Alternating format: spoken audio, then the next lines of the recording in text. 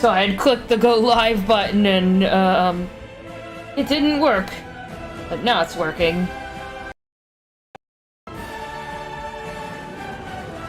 So there we go. Hello everyone. Do you want some waffle baby first? So there we go. Hello everyone. Oops, I need to mute my other computer. So there's Waffle Baby, sitting in his chair. He's the King Tut today.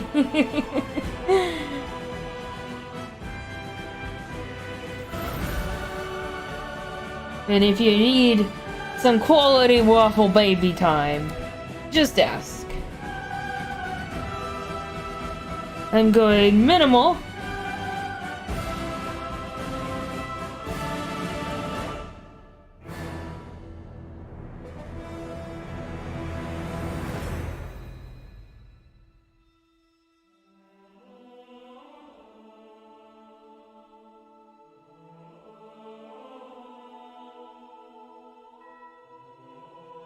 And the stream elements is running.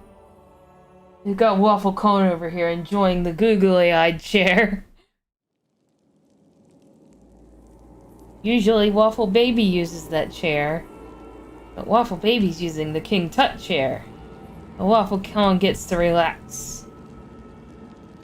So, let's see. We were in the labyrinth.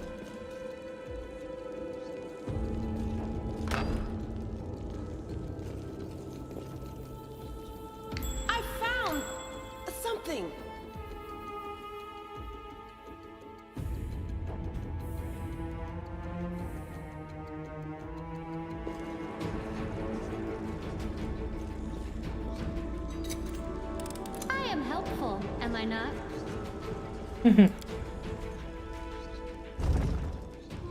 Oh, secret compartment.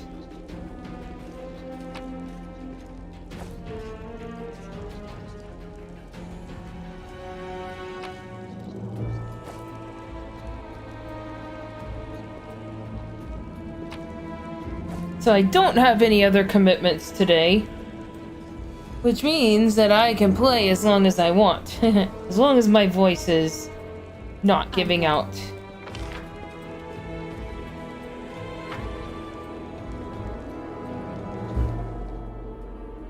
Let's definitely go into the secret place. Together, we stand.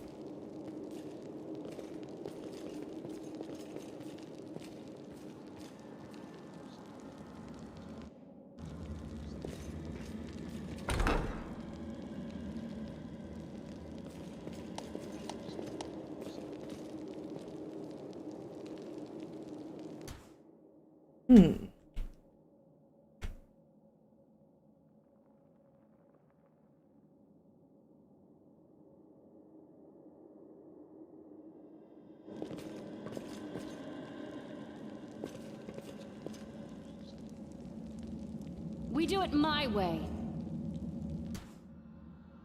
Let's inspect the creature. Huh. No glory without... We are the light! They are the darkness!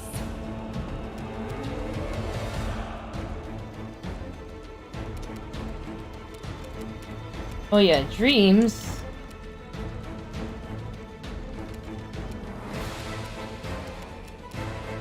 I'll cut you wide open.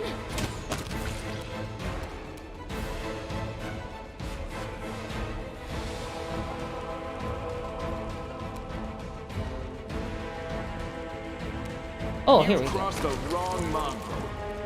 He just totally exploded.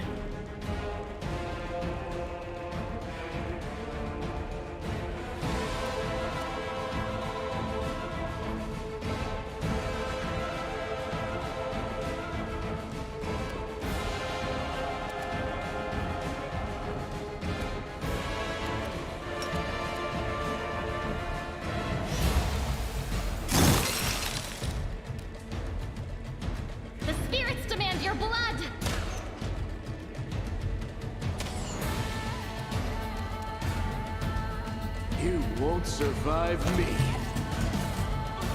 There we go. Follow if you dare.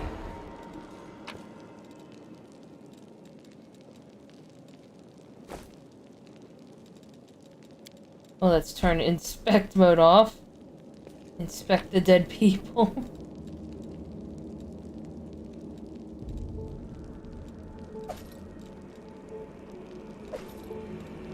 I might as well use these scrolls. Heal up some people.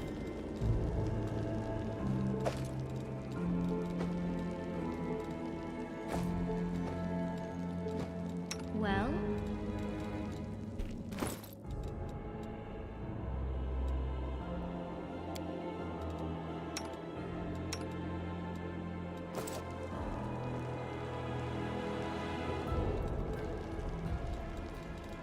We will win this war.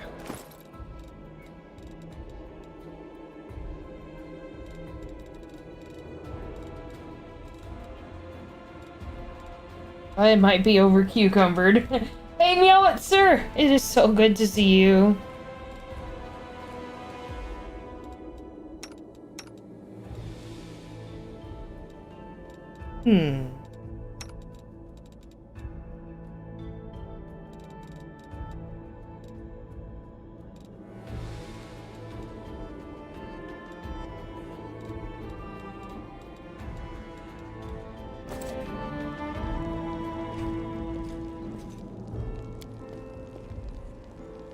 Ritual pool filled with fresh blood. I'm off. I must explore everything.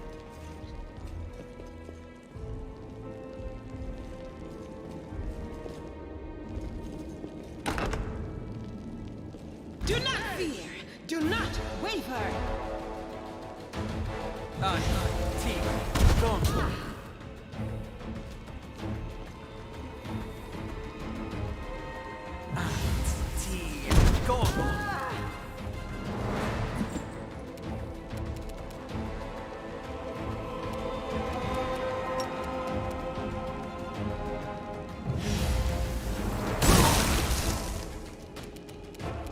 Endure this!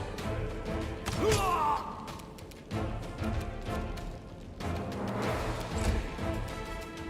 light take you.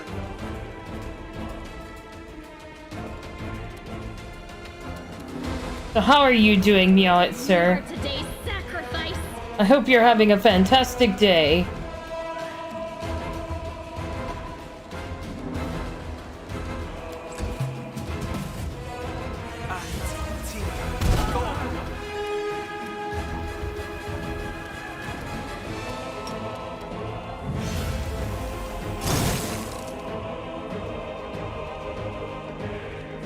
Critical miss. Dreams is just missing on all the things.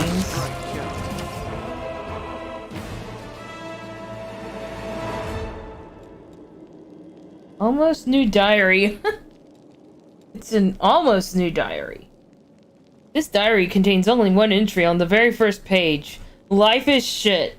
While my brother, and although what kind of brothers are they really, are having a great time up on the surface, I'm stuck down here with Hosilla, the nightmare, and the mongrel scum. To top it all off, a pipe sprung a leak, an elemental is smashing up the kitchen, and Hosilla is sending it to slaughter everyone it meets in the maze's passageways.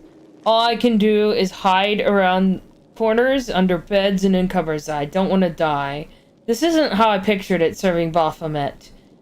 This isn't how I pictured it at all. You acquired this item while exploring the shield maze.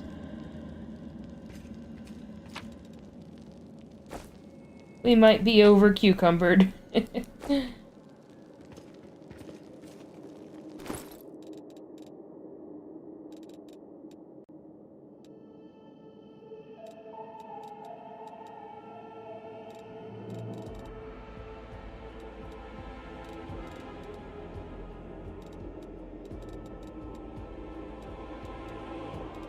Almost over cucumbered here.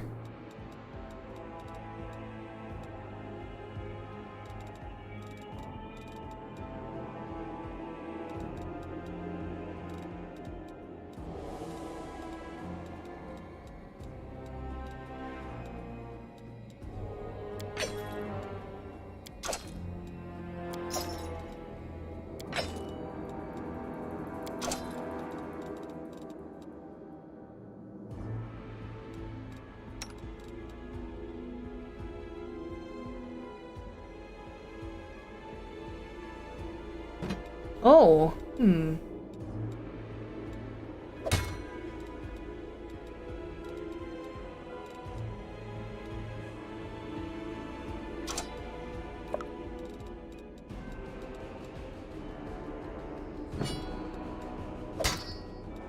Warhammer.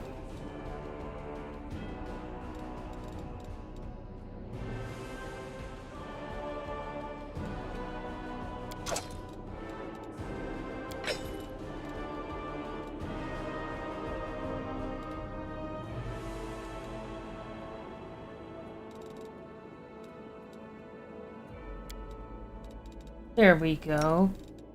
Use the potion. We had a lot more potions than we get in, when, playing D&D games. So how are Bentley Bear and Riley Boo?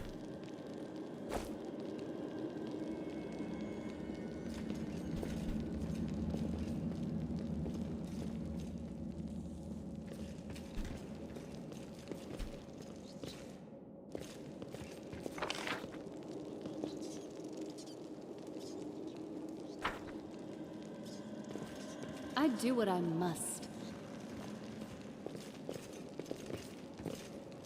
I'll be right back.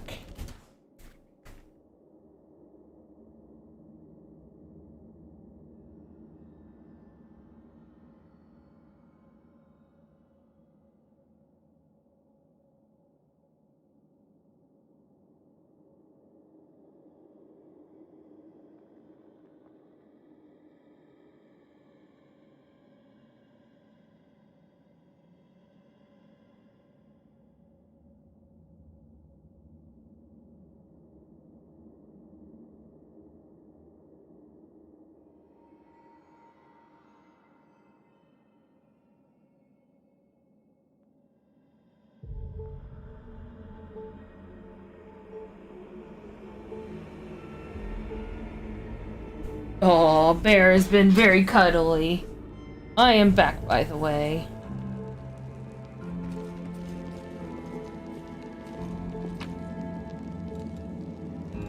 They're good kitties.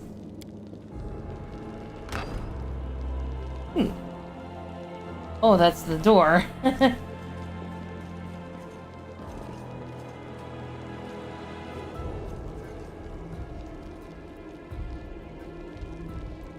I'm gone. I think we found a trap. Can't hide from me.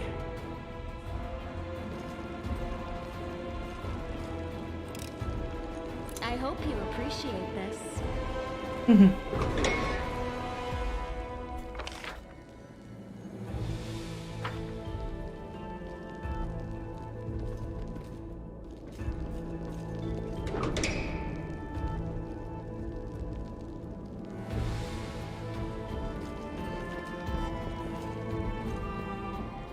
They will break against our resolve.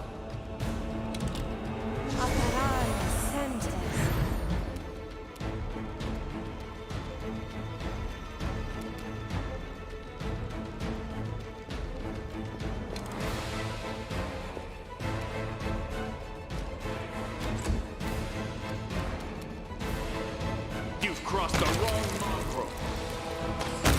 See that? Ooh, Osilla's orders.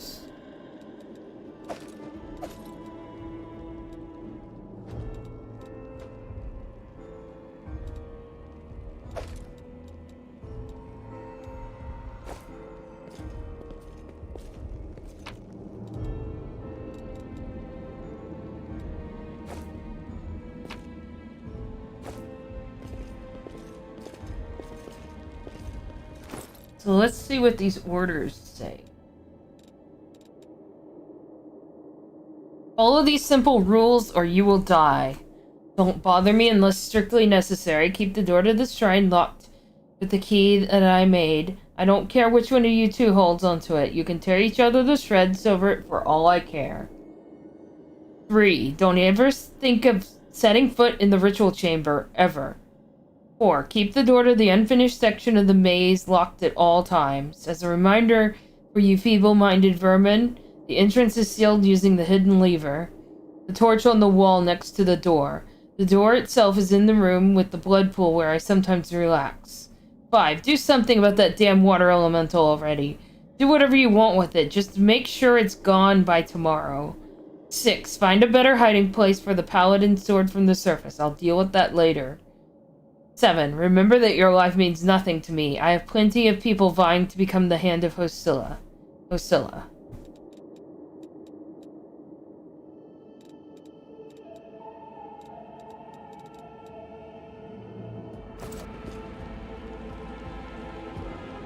We do it my way.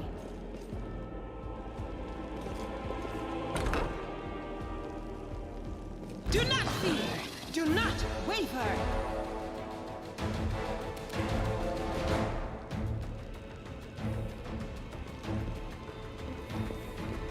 It seems the paladin always has the best initiative here.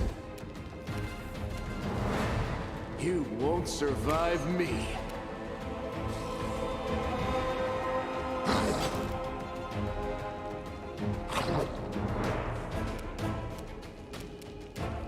Go for their hearts!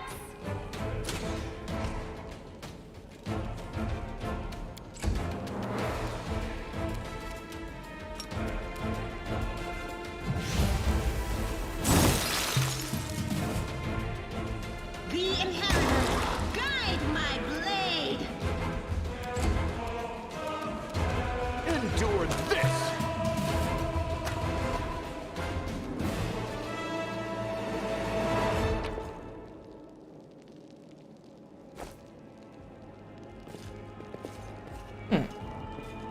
Follow if you dare. A large aggressive creature was kept in this cage. Judging by all the bent bars, that creature is now loose.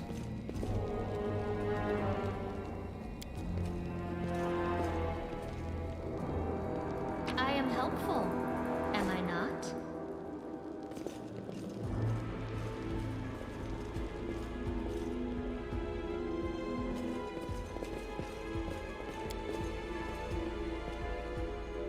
Bodies of the maze builders lie where they were caught by the earth elementals, enraged by the earthquake. The builders' tools lie scattered next to their bodies.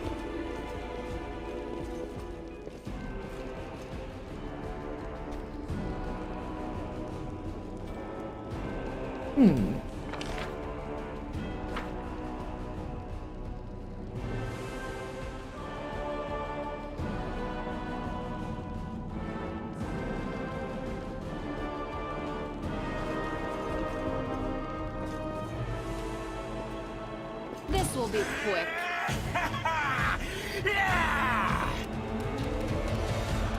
Oh, Cambions. Make every strike count.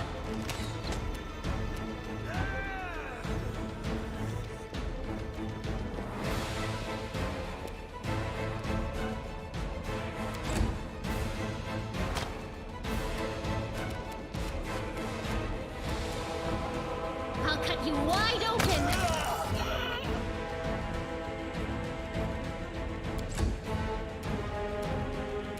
Back to the abyss that Cambion goes. And Dreams keeps missing. Oh, resistance. You've crossed the wrong mongrel.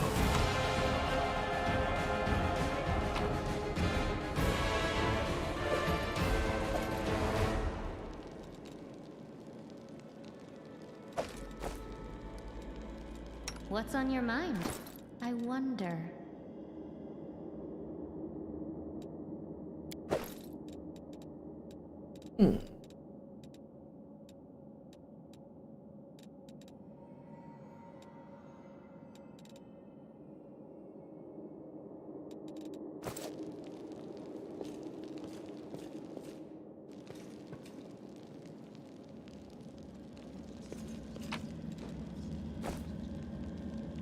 Now what is that?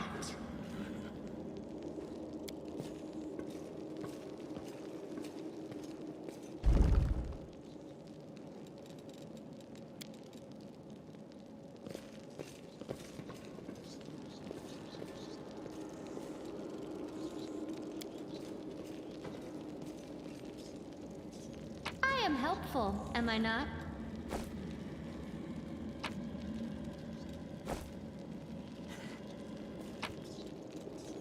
Ooh, half plate.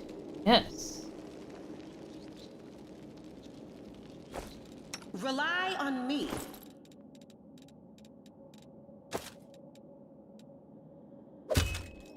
Oh, yes. There we go.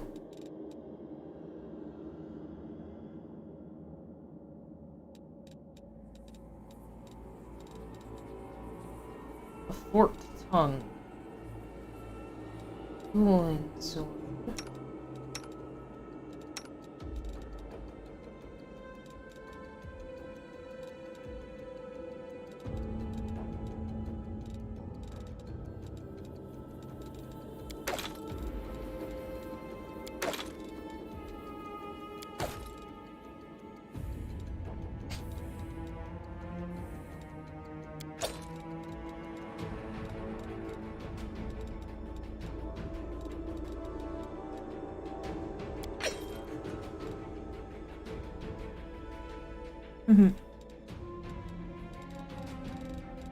Doing some inventory management.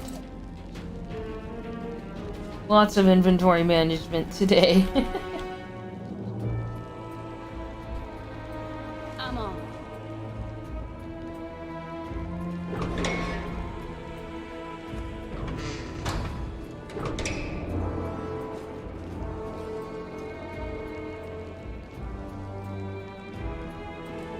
What's that there?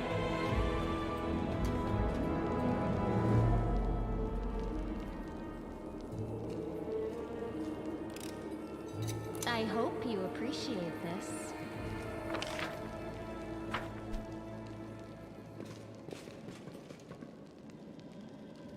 I do what I must.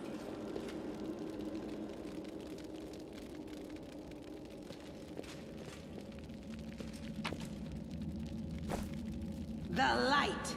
Get another obstacle.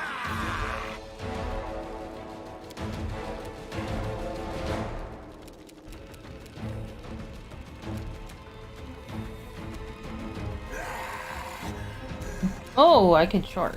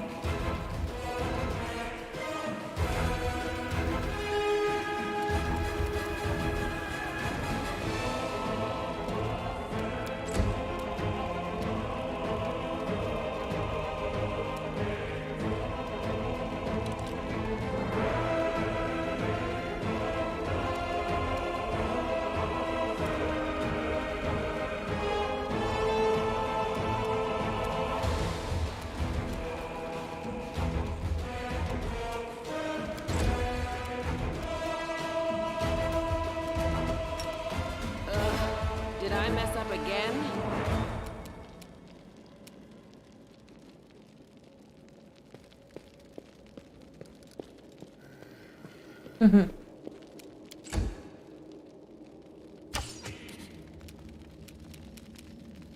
You won't survive me.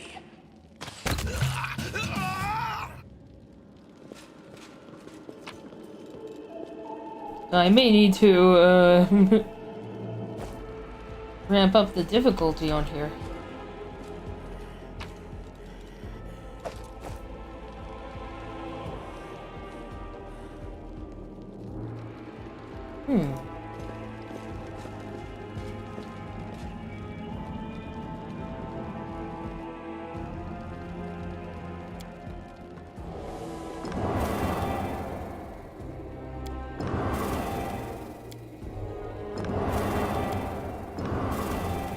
I'm gone.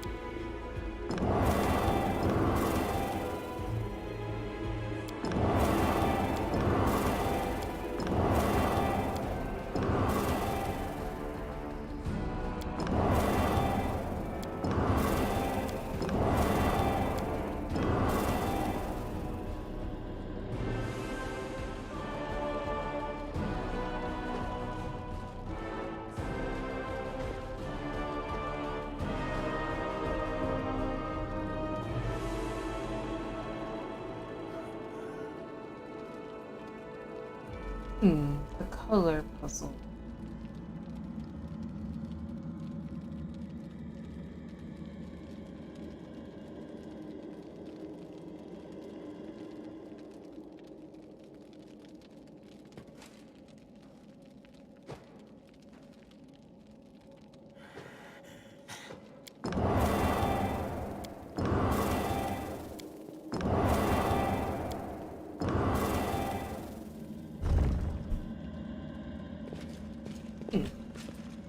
A bright future awaits us.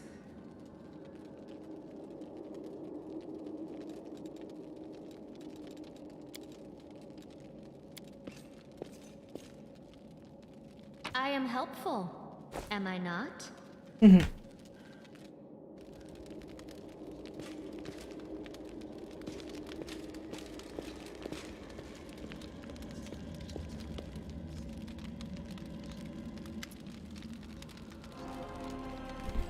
Seela peers closely at the sword, which seems utterly unexceptional to you. Wait, this is... No, it can't be. Her eyes light up. I know that hilt. Radiance. The sword of the great Yaniel. That's what this is, but... it's meant to be in the Tower of Estrad with all the other relics. That's what I heard, at least. Well, of course this rusted piece of metal must be that very same sword. Amelia rolls her eyes. I think you merely wish that this were the illustrious sword of legend. You don't get it. I've seen this sword 100 times in paintings and in the hands of the Yaniel statue. It's even going to the Estrad Museum to see this. I've even thought of going to the Estrad Museum to see the real thing in person. How did it get here? What is so special about it? Seela frowns. No, nothing, I guess. But this sword was legendary in its day. People say that when Yaniel held it, the blade would glow, striking demons left and right. Soldiers would see Radiance's light from afar and take heart, rushing into the fray and winning. But I don't know what's wrong with it now, or how to restore its power. All I can sense is they made a mockery of it. You're empathizing with an object? Extraordinary. Are all paladins so tender-hearted and sensitive? Sensitive in a way, yes. We're highly attuned to evil and everything wrought by demons. Radiance was in evil hands, and as a paladin, I can tell you they did nothing good to it. Who is Yaniel? No, you've never heard of Yaniel? She's famous all over Golarion. She was a great woman. She was born in Mendeb, and when the Crusade started, she just couldn't sit idly by. She dedicated her life to the Crusade. People say she was audacious and spirited. She was always the first into battle, and she never sacrificed other people's lives for tactical advantage.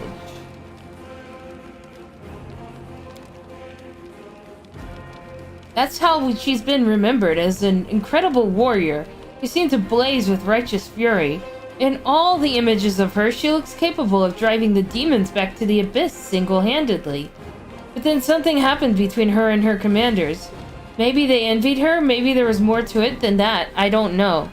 But anyway, she went into the Whirlwind without her fellow soldiers, and she didn't just survive the mission, she even brought back Crusaders she rescued in there. Can you imagine? She died as she lived, with pride. She was one of the people defending Dresden to the very end. That's where she perished. Seela frowns. Don't take this the wrong way, but I really hope she died quickly. A hero's death. Because if she didn't, That means she was taken prisoner and had to endure unspeakable horrors. I wouldn't wish that on anyone. You know a lot about Yaniel. Are you a fan of hers or something? I suppose you could say that. Sela chuckles. I've always felt an affinity with Yaniel. I know what it's like to not be what your commanders want you to be. Whenever I used to feel under pressure, I always thought of Yaniel. Maybe some people didn't like how she was, but to the people she pulled out of the whirlwind, she is perfect. And to the people she saved on the battlefield, she was incredible. And to those who keep her memory alive, she is a hero. That is what counts. How could a priceless relic end up down here? Yaniel disappeared, but by some miracle, Radiance was recovered from the battle. No one else has ever wielded it. It is Yaniel's blade and will always be. That's why it was put in the Tower of Estrad with the other Crusade relics. But now it turns out that somebody stole it. She laughs. I have this weird feeling like I'm rescuing a fellow warrior from a dungeon. I can't just abandon it, even if it's no use to us. It's no use to anyone down here, but what if it could be repaired? Finding such a relic here, in the darkness, this is a good sign. Iyomade herself must be helping us. I hope you're right. Inheritor in heaven, can you hear us? We need your help now, more than ever. Let's keep going.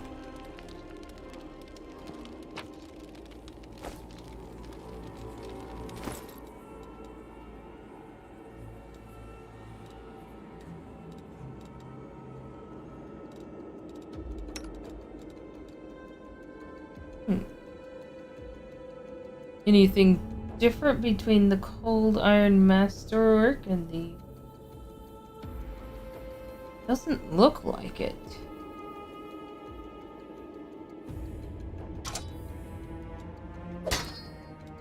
Except appearance-wise.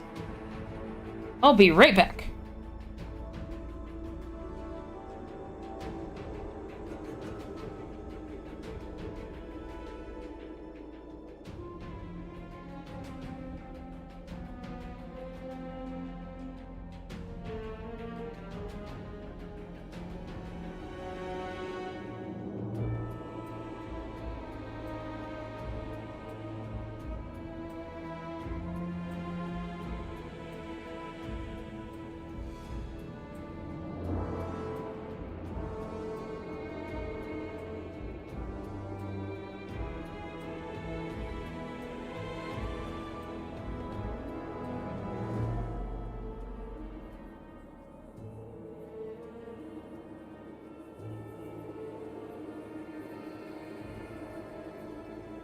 And back. I really need to start using these scrolls.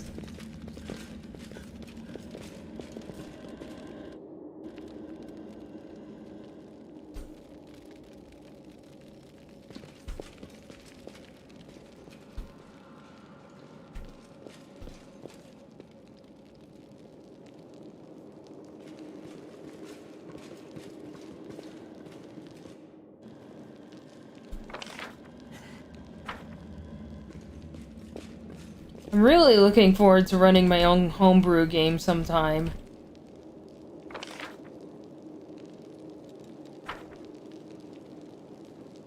Most likely in D&D 5e.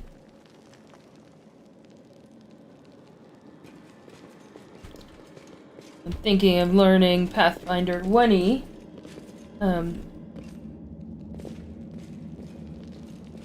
We do it my way. I would only, I'm probably not joining many other, I'm probably not, joining a different Discord server than TAL. I'd probably grab players from TAL and Foxy's Discord.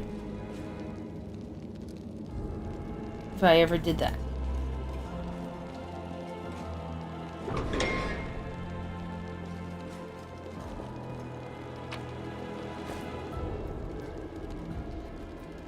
I'm off. Did we find trouble? Oh, we've got earth elementals here. The spirits demand your blood.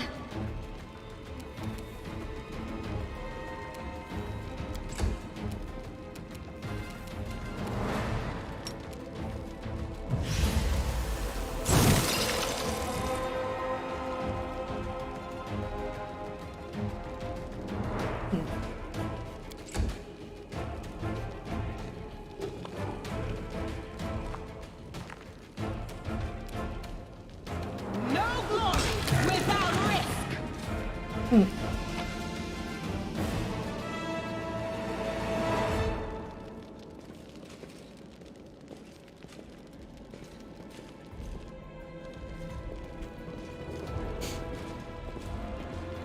do what I must.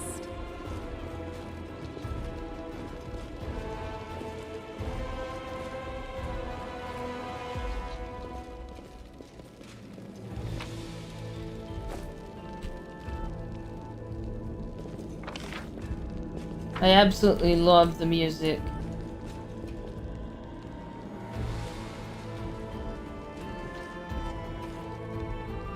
Now it is feeling like a maze.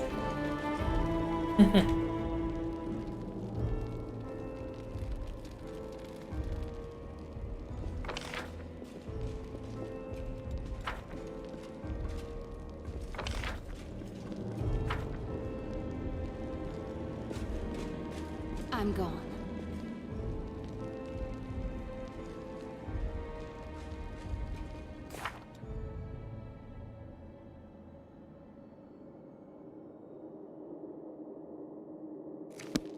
We do it my way.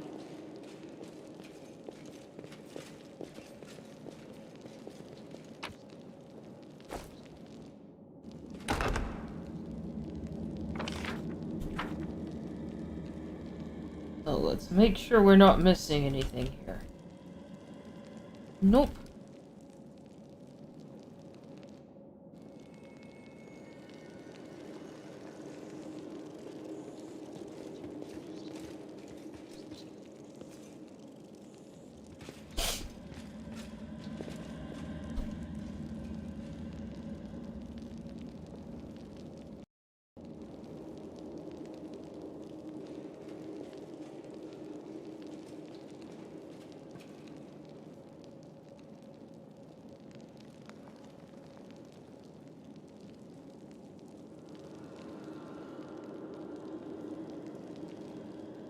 I must find this locked door. Send the party there.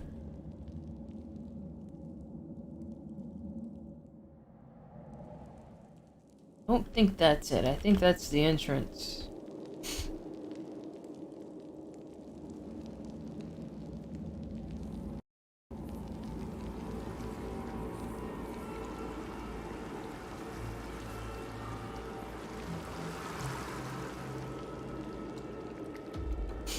We've explored all of the cellar here.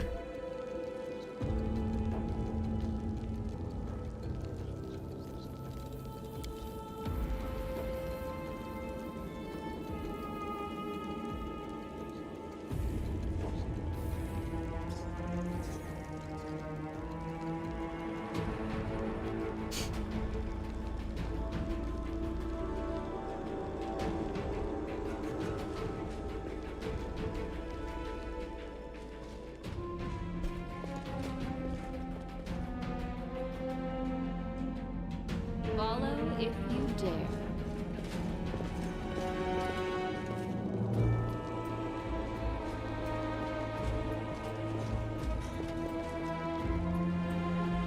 I'm off.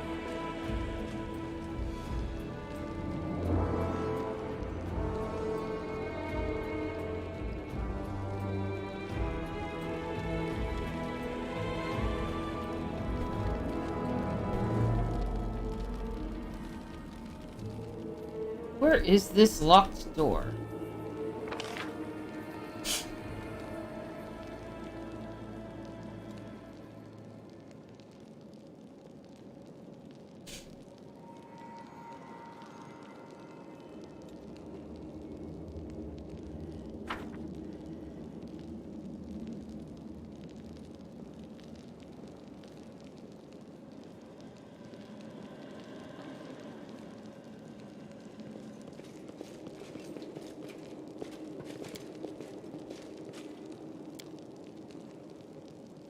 Ritual pool full of blood. Oops. What did I just do?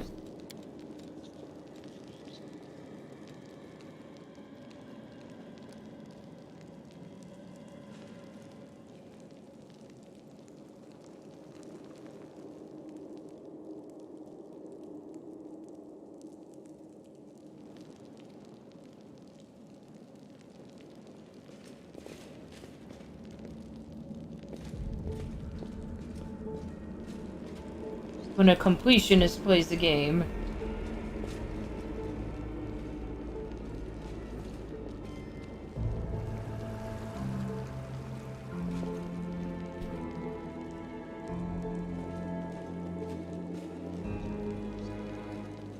I am very much a completionist.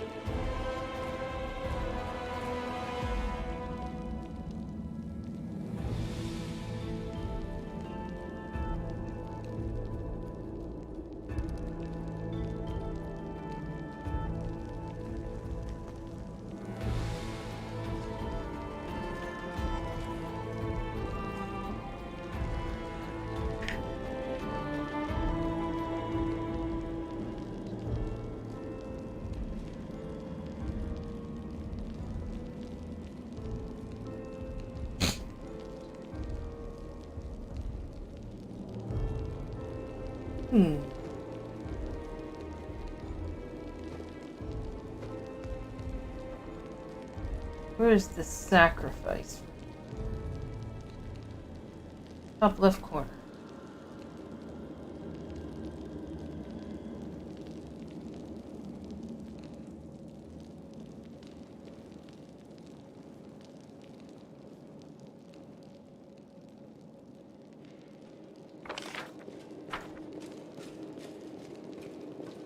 It's gotta be somewhere down here.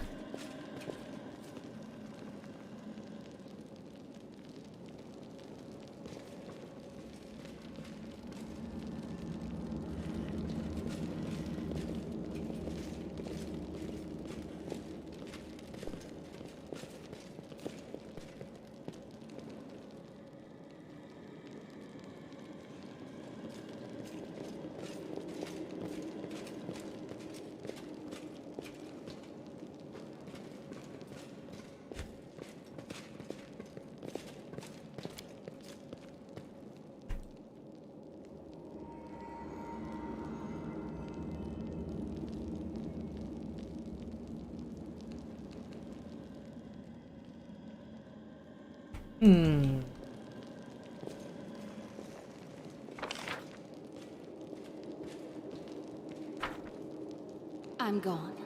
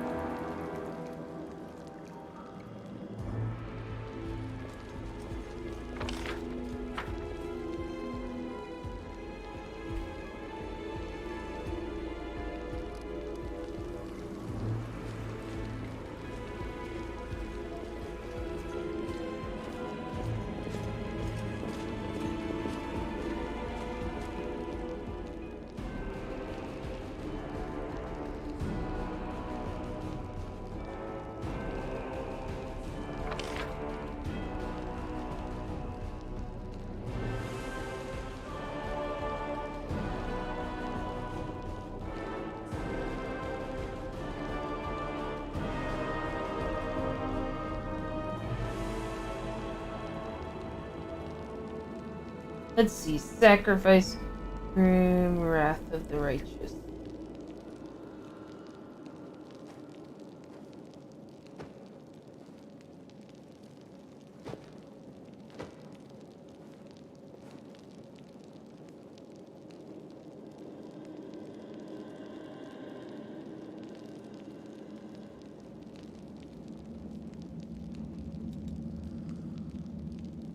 Maybe up there? No, that's it.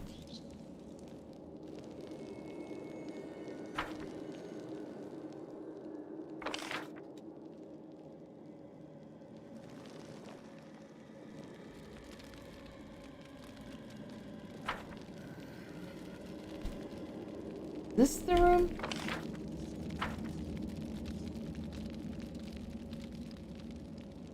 Looks like it could be.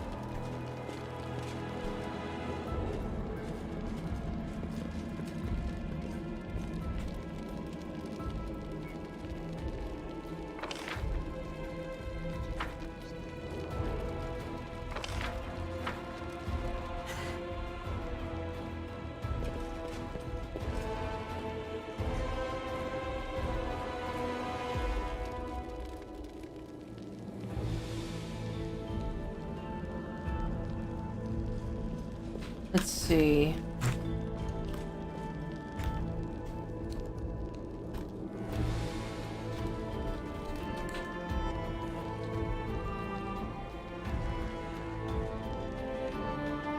Aha!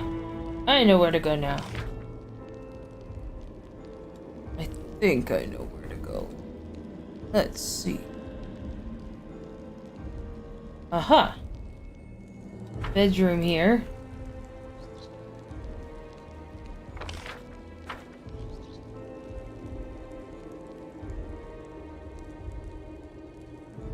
Okay.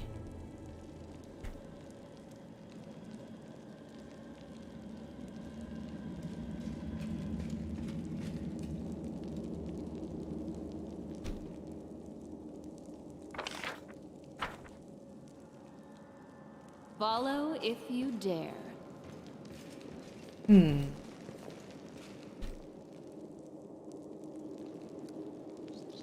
do I get there?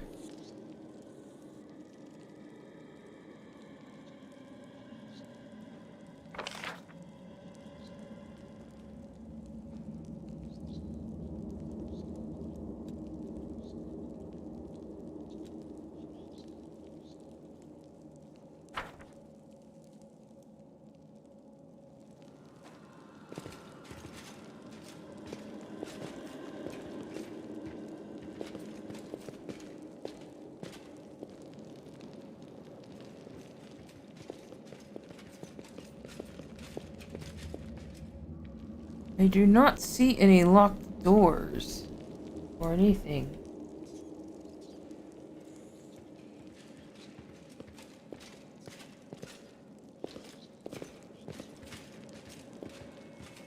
I'm off.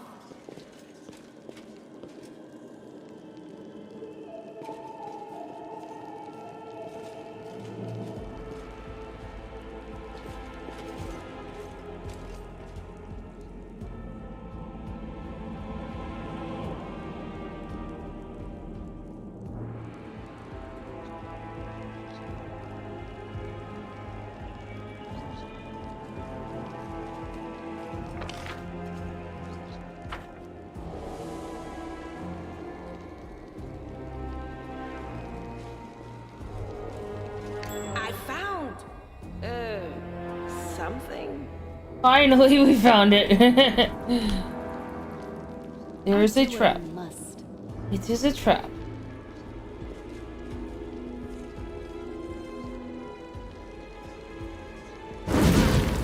Oh no, why'd you do that?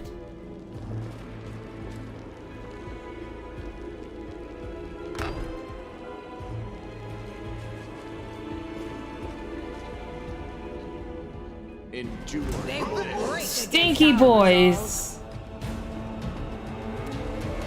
They're stinky.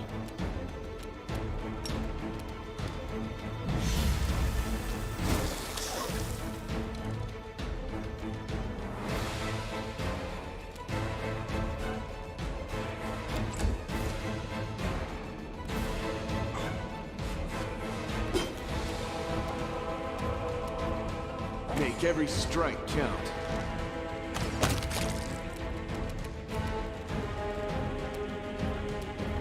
You are today's sacrifice!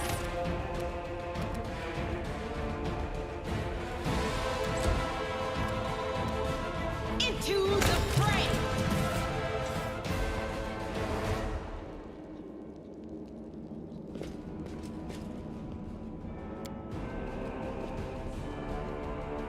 Judging by the corpses littered around the summoning site, the cultists did manage to summon a demon in the end.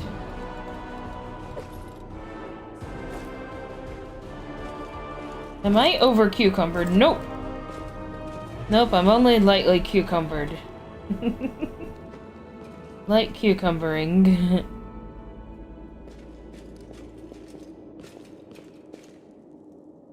The cats put me up to this.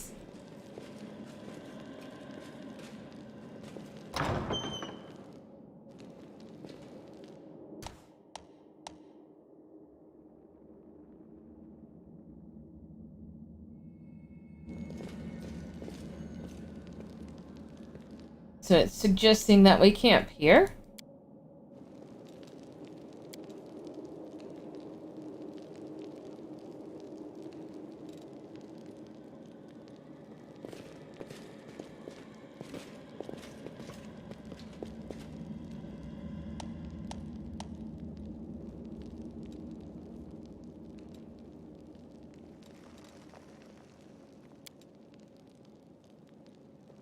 Protective rituals. And camouflage. And night rest. Did you break another one of the straps on your armor? Here, let me show you another knot. It's just as good, but it won't fray so quickly. Whoa, thanks. Show me that again.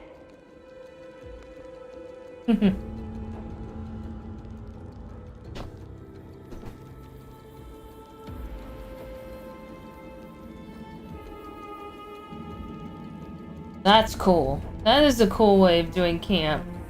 I'm probably gonna do that in my homebrew games. Like, not only do they have, like, night watch, but they have other things that, other party members can set up.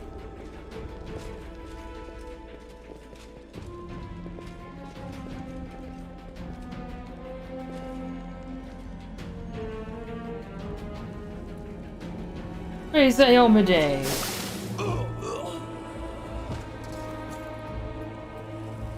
Here you are, huddled together by a herd of animals, pitiful monsters, not human or demon.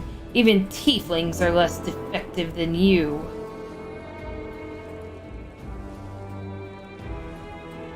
But I, your master, Savamalak, can make you better, stronger. I can satisfy your hunger, starvelings of the dark.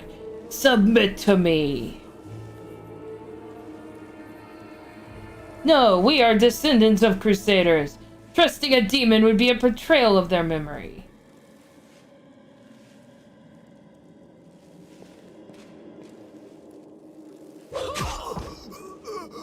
Well, who's the next descendant of crusaders who values the legends more than their life?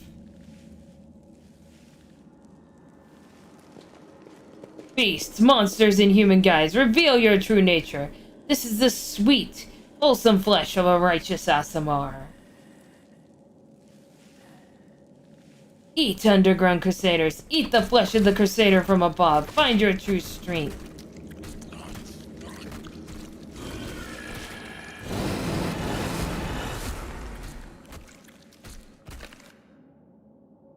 That is how they are transformed. You rush at the demon. The air seems to grow thicker with every step. You feel like you're watching from underwater as you see mongrels fall to their knees one after another and crawl to the Aasimar's body. You hear their fangs tearing through the flesh. You hear the sloshing of blood. You hear the former mongrels snarl like animals, fighting over the most tender and juicy bits of meat. Your companions writhe in agony. One clutches at their head, another doubles over. You feel saliva pool at your mouth. The metallic tang awakens hunger in you. The hunger turns to rage. The winged filth dares to try to bind you to its will. It dares to tempt you with the sweet scent of meat, untainted by corruption. The wretch must die. Die. And still, the clarity remains within you. Somewhere deep down beneath the veil of rage and anger, you sense the light trying to break through. By sheer force of will, you master your rage. Almost in response, warmth suffuses you from within. Warmth and joy from a simple realization. You can win. You can save these people. The power of heaven bolsters and guides you. Its light breaks free and, enveloping the mongrels, grants them the gift of blissful oblivion. Lowering your gaze, you see a scarlet stain on your chest. Your wound has reopened. And instead of blood pouring forth, you only see radiant light.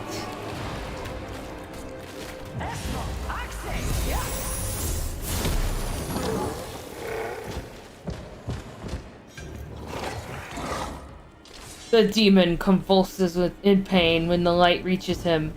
What are you? Destroy this vermin. Hostilla points at you. She's already wounded. Windwag, kill. Oh no, Windwag.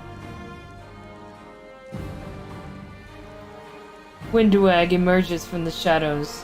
I'm no longer your slave, Hostilla, but I will gladly kill anyone who pokes their nose where it does not belong. Save the last one for me.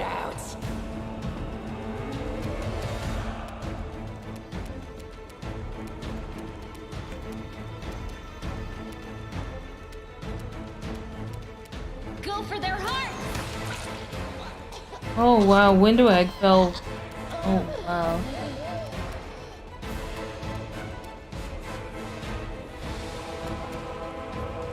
You've crossed the wrong mongrel.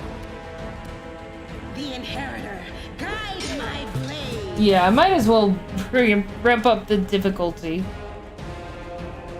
Oh, mighty Savamalik, your faithful servant invokes you now. Demons, protect your mistress. Do not fear. Do not waver. Closets.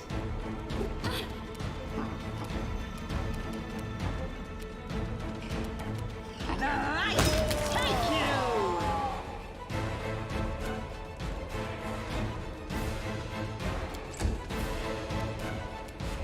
You won't survive me.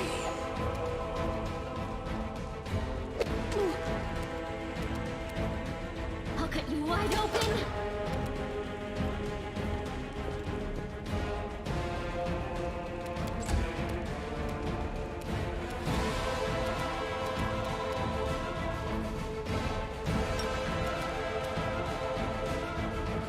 Don't hold back.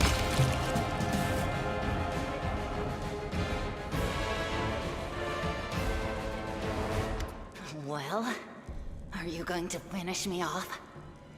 It's not exactly unexpected. What else are we supposed to do with you? You're not just a traitor, you're a monster. The young ones believed you, and you lured them to a demon and watched them eat human flesh. I was trying to make them strong. What have you done for them?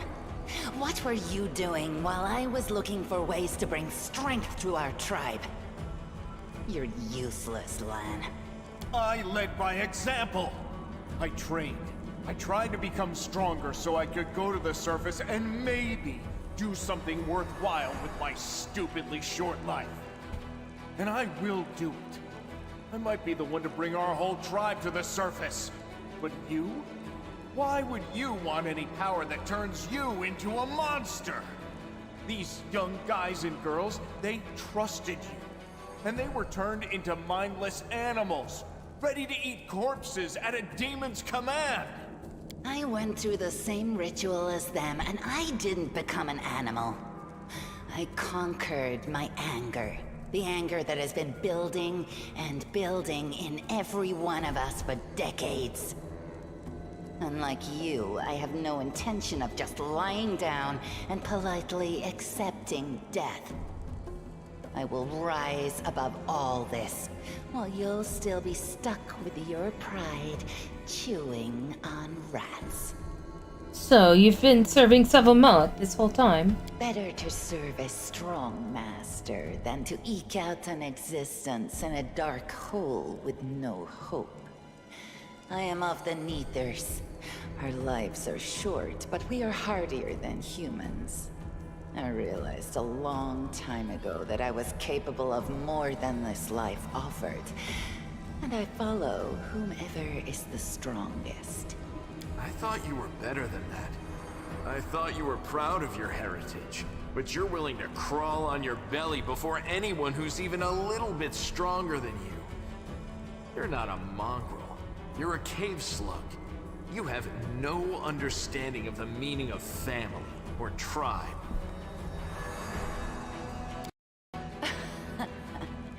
Oh, so now you think you know everything about me. You're one of the best hunters in the tribe. It benefited me to ingratiate myself with you. So I acted in a way that pleased you. Why didn't you try to stop us from going in the maze? You knew we might uncover your secret. Savamelech is always in need of new servants. You'd make as good a servant as anyone else, and then... once you'd gone missing in the maze, not even the redoubtable Lan would have dared look for you. But then why did you come with me to look for the sword? So I could kill you quietly if you found it and stop you taking it to the village, you idiot. I would have told everyone that you got caught in a cave-in. But then the Uplanders showed up and I had to change my plans. You said you went through the same ritual. Does that mean you ate human flesh, too? Yes. Hosilla found me in the caves. I was lost and hungry. And she offered me a choice. Die as a nobody, or live, and gain the power to change everything. Savamelech tore off a piece of an Azimar priestess's thigh. A big, juicy piece.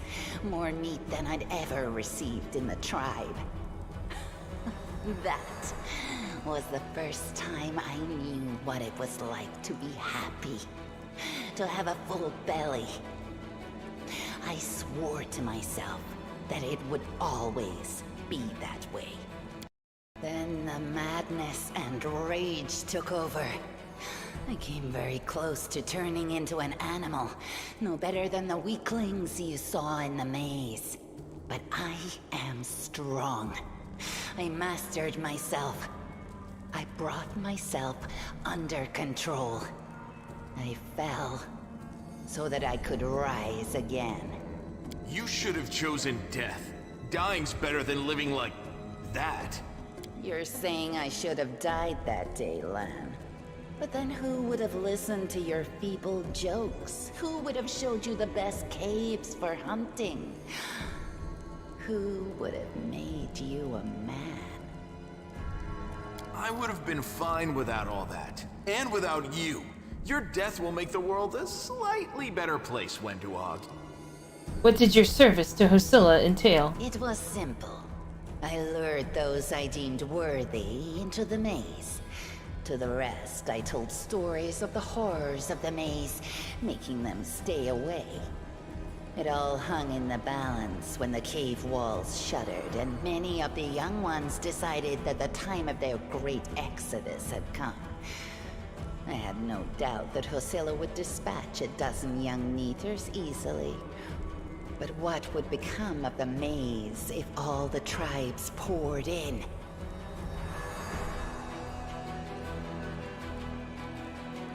I'm just checking something real quick. Hey, J-Man! It's so good to see ya.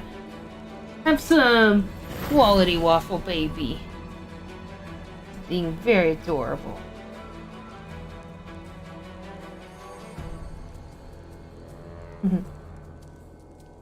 Very cute.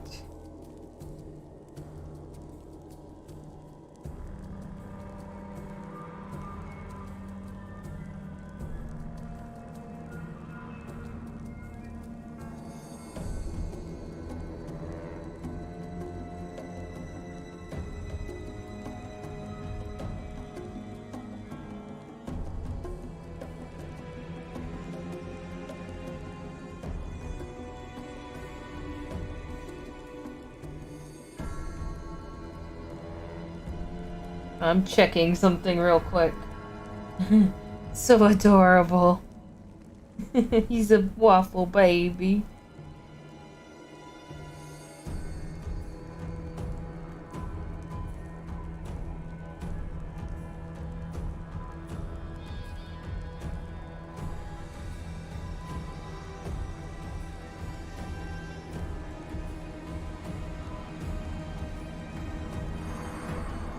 Oh, perfect.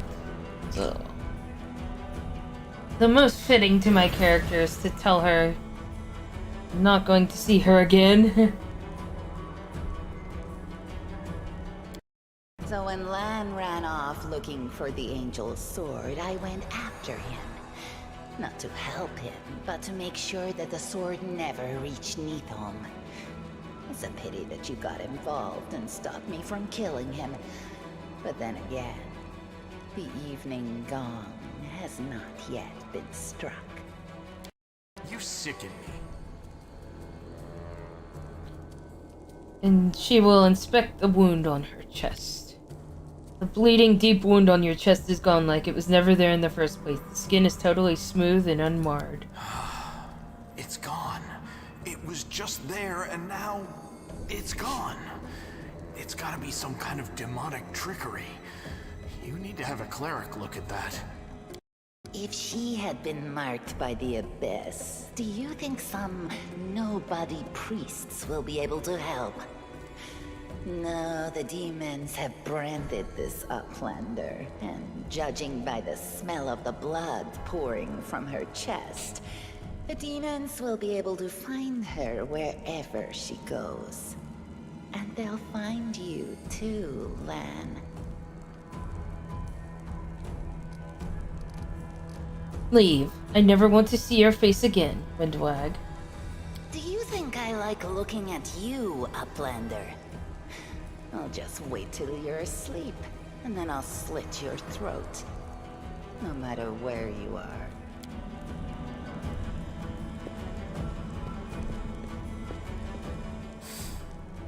She's gone. But next time, she won't get away. Damn it, Wendu. Why'd you have to go and... Anyway, there's no point crying over spilt milk. Give me a couple of minutes. I'll bring the chief and the rest. I need to clear my head.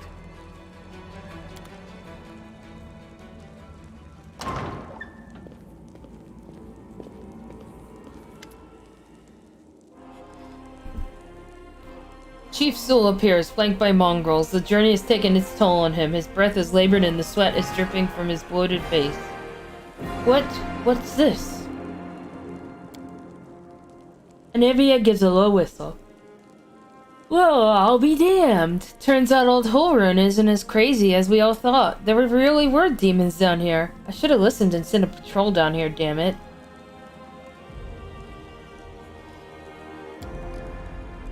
Fergus's lips curl in distaste, and he tries to keep his distance from the unconscious mongrels.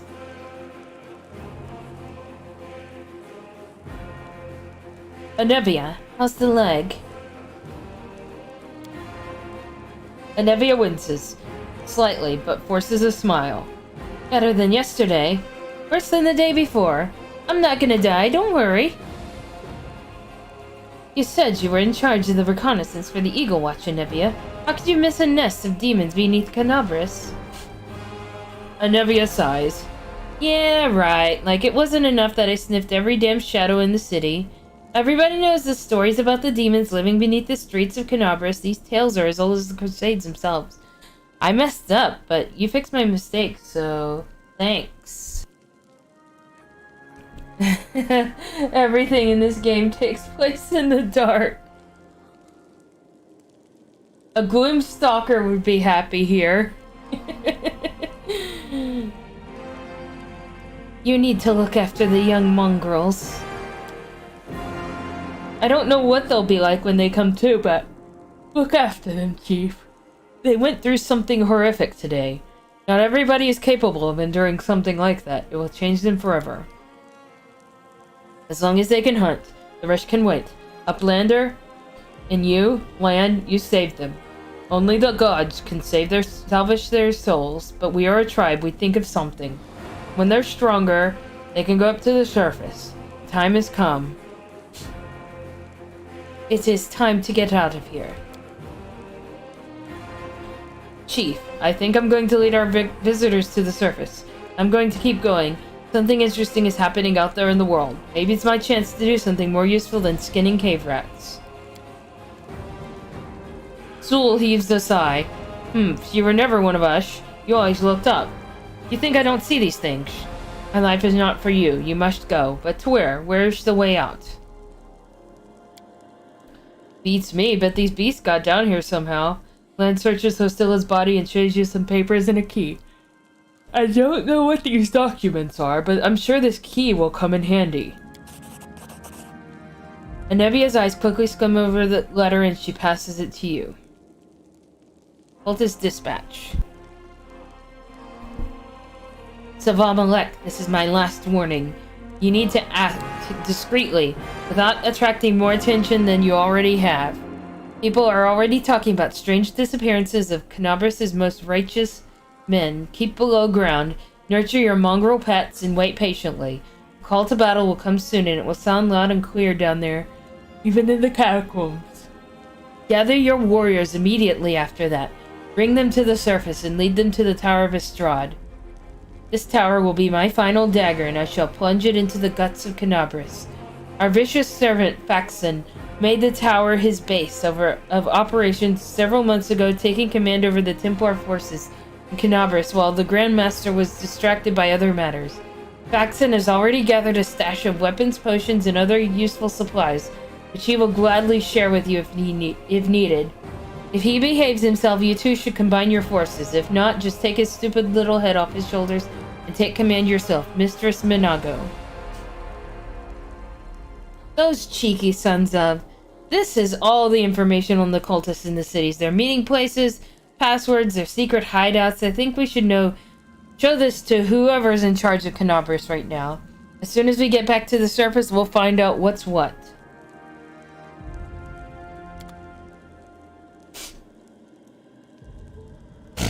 These sniffles, though.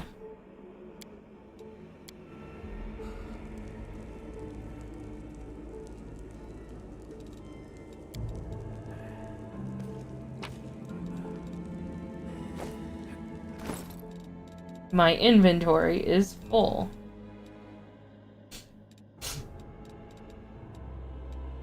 Very full.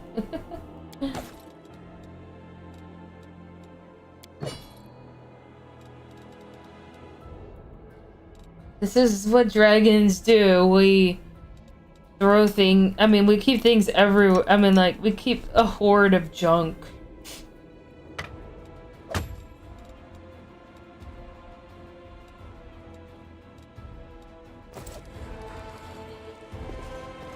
I'm always ready.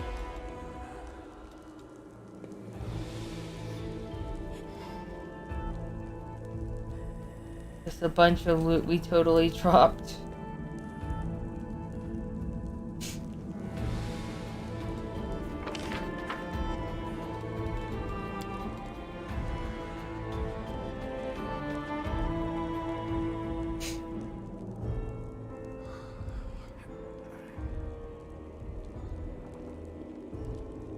I'm gone.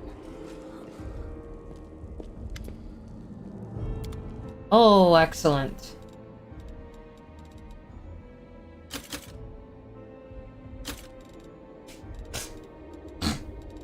You need a portable hole for all of that loot. Oh, that's hilarious.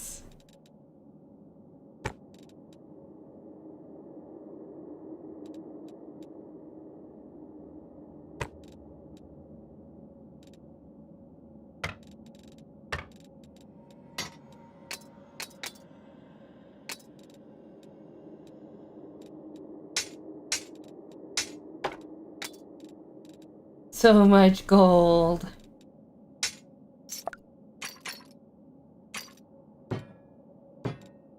Oh, I'm gonna keep that.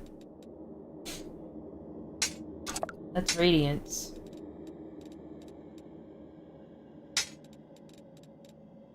I'm gonna keep that too. Meteor dust. Home of Baphomet.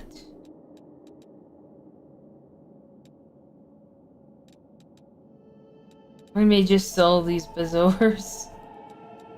Stuff.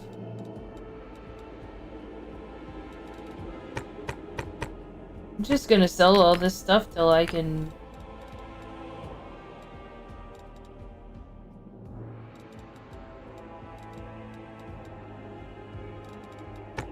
like get a storage.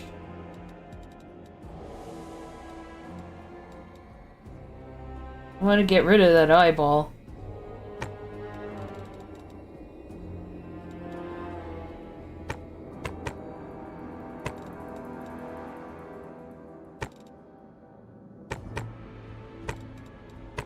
Glad I got rid of that creepy eyeball.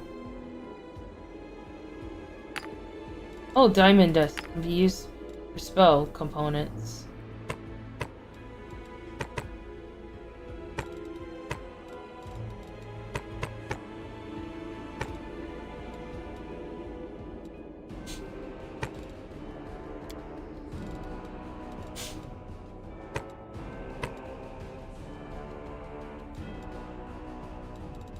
Look at all this stuff.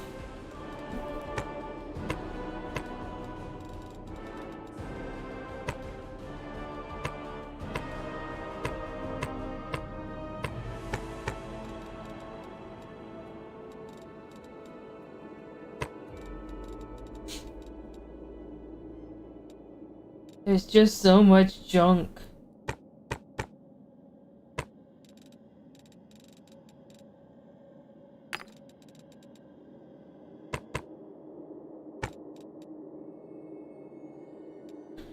Darts.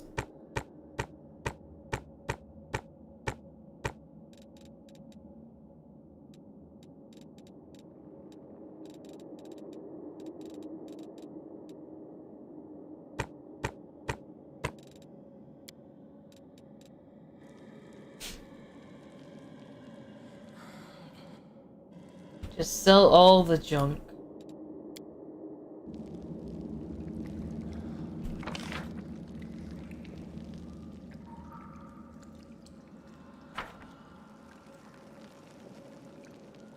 Then go back through and gather all the other junk. I am a dragon. My way. And I hoard.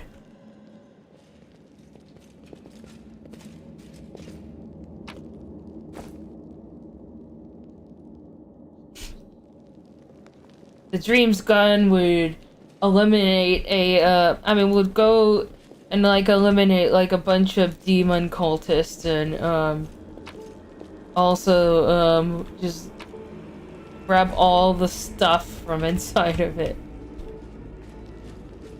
Follow if you dare. And then put it in their hoard.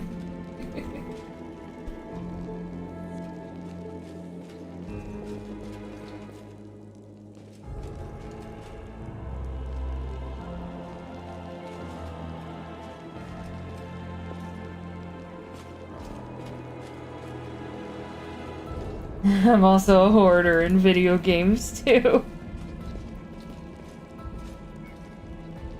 And my characters in D&D can tend to be hoarders. Especially the dragons and half-dragons.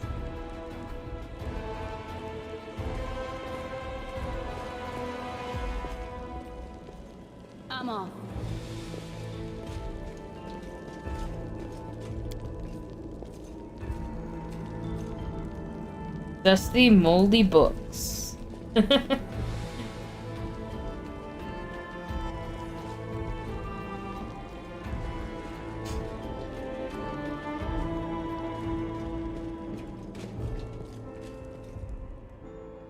like, why are there so many scriptures of Baphomet in your horde?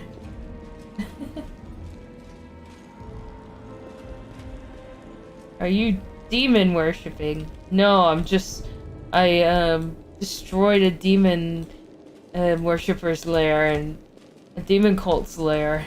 And I took all their stuff.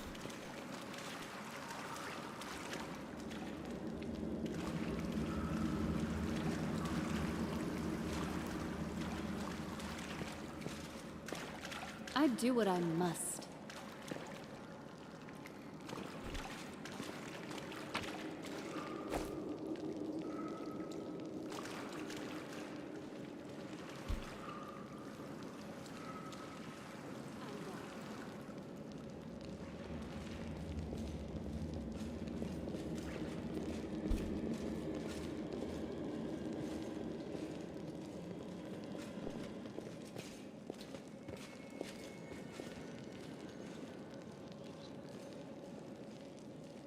Just imagine all the ridiculous random stuff you could pick up if you're like, just traveling in a dungeon.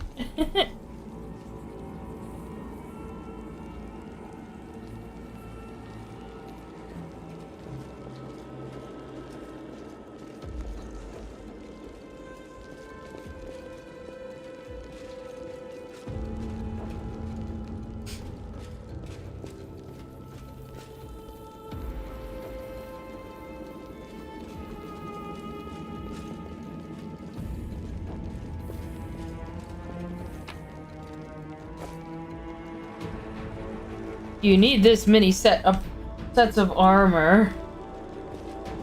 None of these even fit you. You're a dragon. We do it my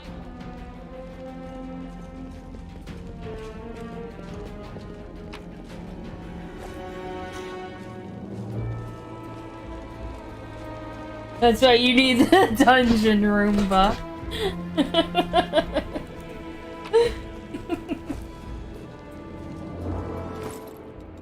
I'm almost cucumbered now.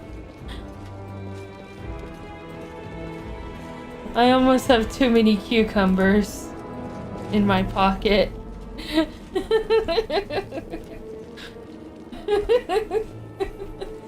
The cucumbers.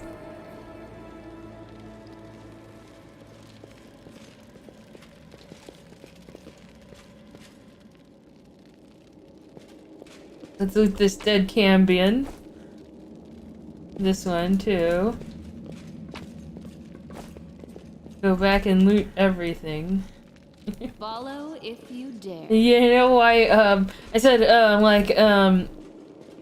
you know how, you might find like 1,000 gold in a module and you can't keep it in, Wandering Realms or Adventures League. I just imagine the Dreamsgon takes it all.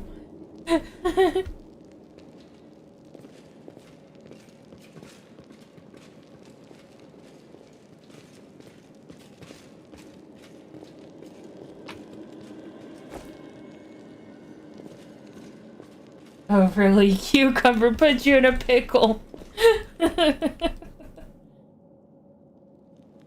Yeah, you get pickled. You get pickled and then all your cucumbers turn into pickles.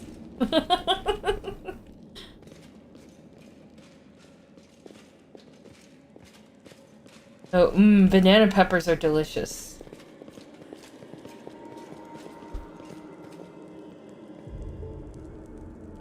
Okay, Dyra, I've got some stuff to give you.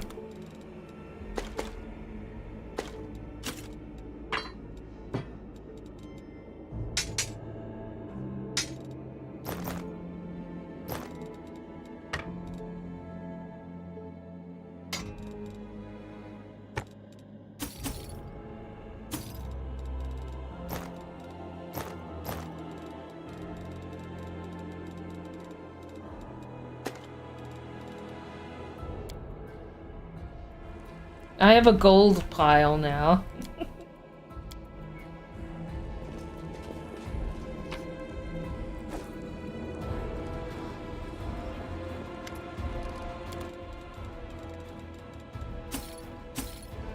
You wear my gold pile, it's super shiny.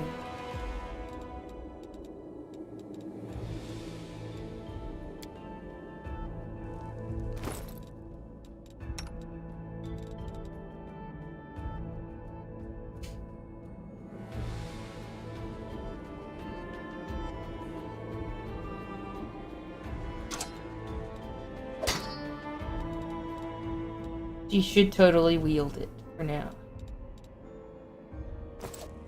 And she? It's time to act. I heed the voice of Meditate the on your spirits. mistakes. Might make you feel better.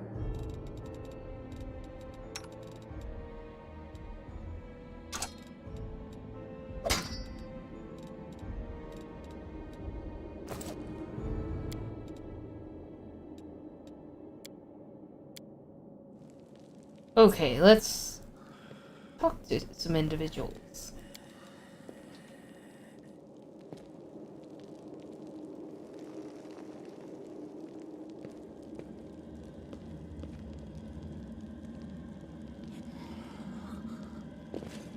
Unless we are getting out of these filthy caves.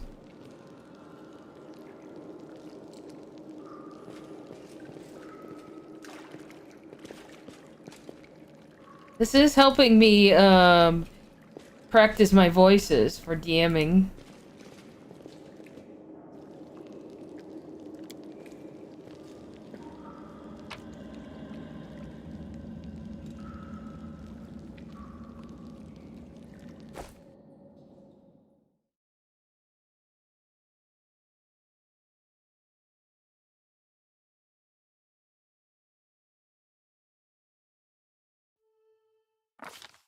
While the survivors wander the dungeons, the battle on the surface rages on. The warriors of Canabras are trying to defend the Wardstone, but their strength is flagging. Their resistance is valiant, yet it will all be in vain if no one rises up to turn the tide.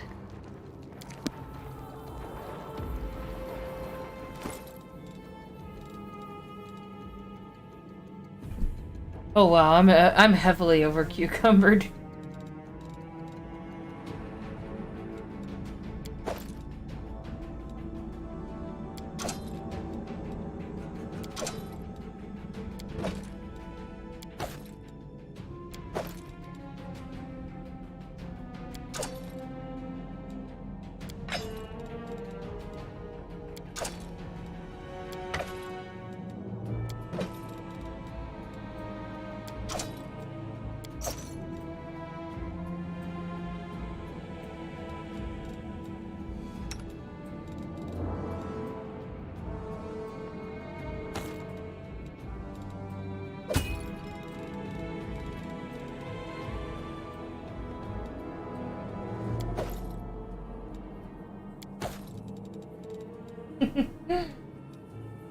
Aw, thank you. I appreciate it. And Waffle Baby appreciates it too. We are no longer over cucumbered, by the way.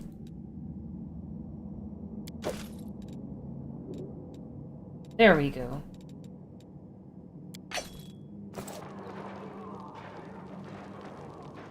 Just leave a pile of stuff.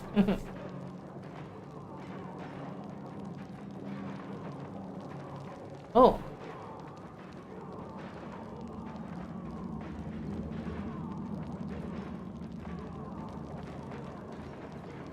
Oh, I will keep it like that for now.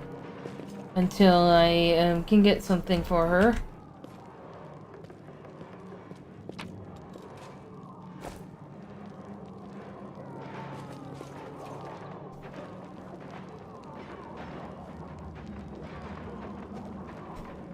Whatever.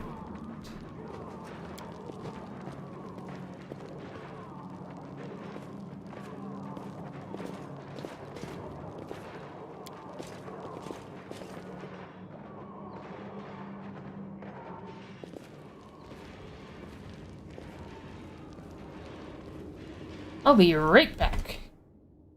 In the meantime, you get some waffle baby good times.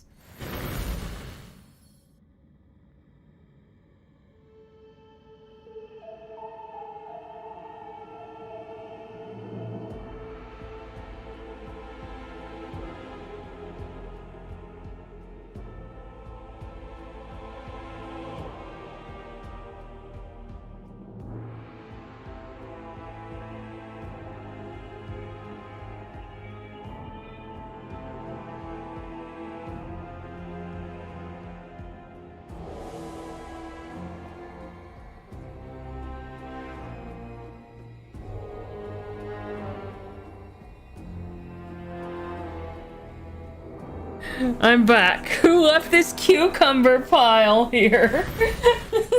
This cucumber pile. It's probably my mom, because we grow a lot of cucumbers.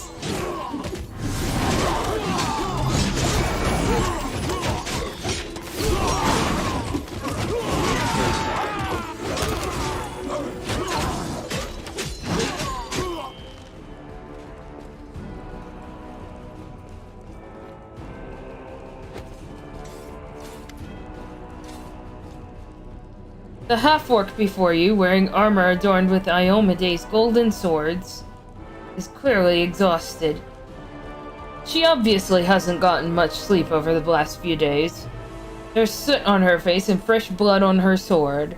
Her hazel eyes are hard and focused, and her firm voice sounds accustomed to giving orders. She sizes you up, surprised, judging whether you're friend or foe, and opens her mouth to ask you something, but freezes when she spots a Nevia.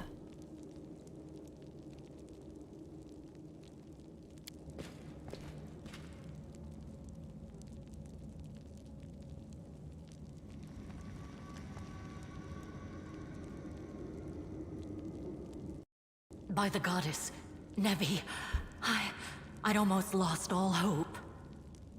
Everything's fine, Beth. I'm here. I'm here. This here is a new friend. She rounded up those of us who survived the fall and led us up to the surface. Without her, we'd never have made it out. Let me introduce you to my wife, Arabeth Tirabade, head of the Eagle Watch. Until the army arrives, I'm the temporary warden of Canabras. And you're just in time. As you can see, we're in the middle of a battle. And thank you for getting Nevia out of there. Where are we? The Grey Garrison. Until recently, it served as barracks for the Crusaders, but it's now been taken over by cultists. What is the target of this battle? When the demons attacked the city, their main target was the Ward Stone. I trust I don't have to explain to you what the Ward Stone is and how important it is to the Crusaders. We must retake it at any cost, or the fall of Canabras will be the beginning of the end of the Crusades, and with them, the rest of the world. I see that you had a difficult journey to the surface. You need to rest. But there's a lot riding on this battle. I have no right to command you, but I'm asking you to help us. We met some mongrels who live beneath Canabras. This is land. Most people in Canabras think that the children of the first Crusaders are simply a legend. Other people say that the day you emerge on the surface heralds the start of the end of the world. I'm not superstitious, but the situation is apocalyptic, all right. Having a living legend on our side can't hurt. Come on, living legend? A walking folktale, maybe? I just need to make sure I don't turn into a running joke. What is the situation in the city? The city's gone. Most of the defenders, including the Dragon Terendelev, fell in the first few hours. The civilians either fled or died in the chaos. The place is overrun with cultists and demons. Don't talk like that. Canabras hasn't fallen. Not while it still has defenders like you and me. Sweet words don't change the grim truth. No, she's right. Thank you, Knight. Until we no longer have the strength to hold a weapon, until Iomade abandons us, we will fight for Canabras. Tell me about the Wardstone. Why is it so important? The Wardstones are a gift of Iomedae.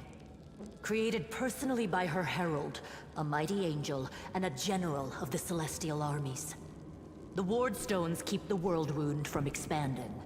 They stand along the border of the territory controlled by the demons, creating a barrier to keep them inside. The Canabris Obelisk was the first to be placed. It is the key to the whole barrier. We cannot leave it in the hands of those monsters from the abyss. Hello, Meowit, sir. How are you doing? How did the Wardstone end up in the Grey Garrison? The demons have long laid siege to Canabris, but this time, their lord Dascari appeared in the flesh. He ripped the Wardstone from the ground and hurled it halfway across the city to here. I thought the stone was destroyed, but it seems all is not lost, yet. Dascari has gone, but the Wardstone is surrounded by a horde of those creatures. What are they going to do to it? Nothing good, that's for certain. But how did he do that? He's a demon! The Wardstone should have burned his filthy hide! It should have. But what happened, happened. We don't know why. I have important information about the location of a cultist den. Very good. Report to me in full when we get back to the Defender's Heart. It's our temporary headquarters. Right now, the most dangerous cultists are here. The ones occupying the Grey Garrison. Let's not waste any time to battle. That's the spirit. You, take a Navia to the rear. The rest of you with me.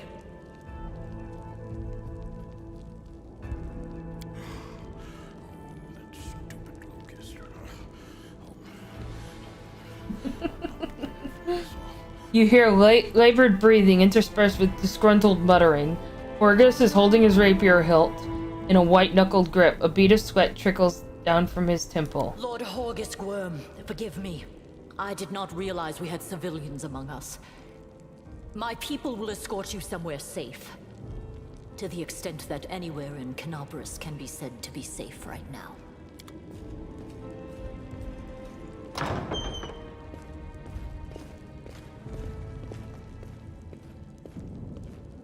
That's right. Fighting spirit is the one thing that we've got plenty of.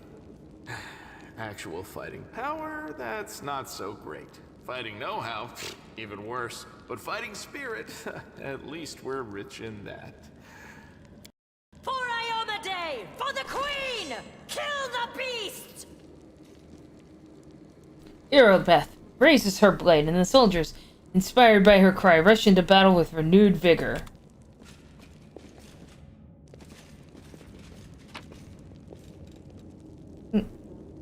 Ardish.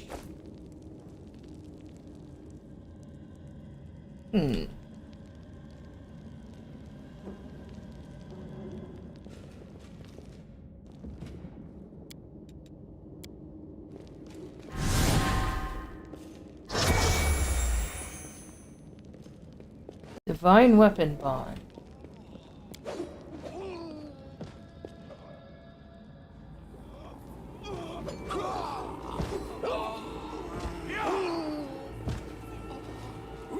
Did we step on their toes as well?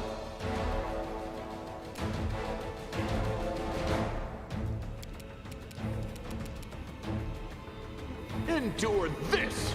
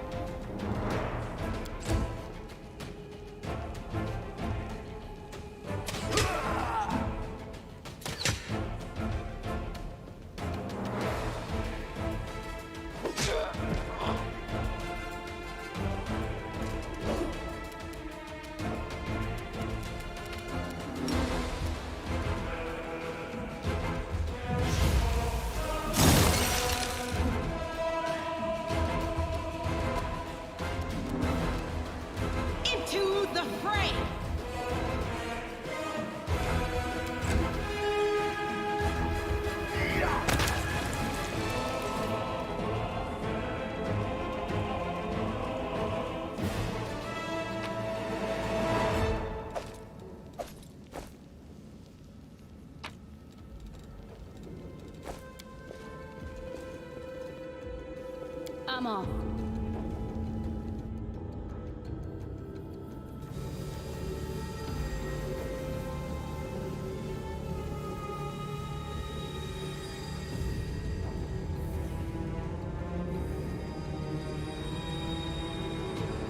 Hey, I know you, so you're one of those cultists? How's it going, pal? Want to join? Your lot will soon be dead, but we'll all be alive.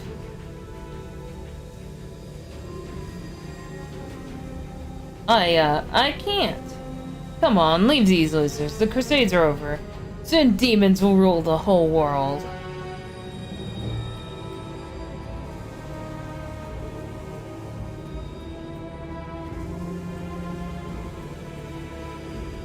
Here goes nothing. All hail Baphomet. Cowardly traitor, I swear on the sword of Iomedae, you will answer for your betrayal. We are the light. They are the darkness.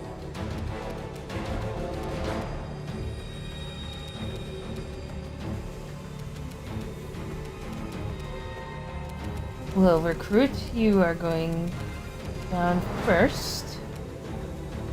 Make every strike count. That's what you get when you betray us. We'll catch you later, Dreams. Gotta take care of work stuff. Enjoy the rest of your stream. Aw, thank you, J-Man. Thank you for hanging out.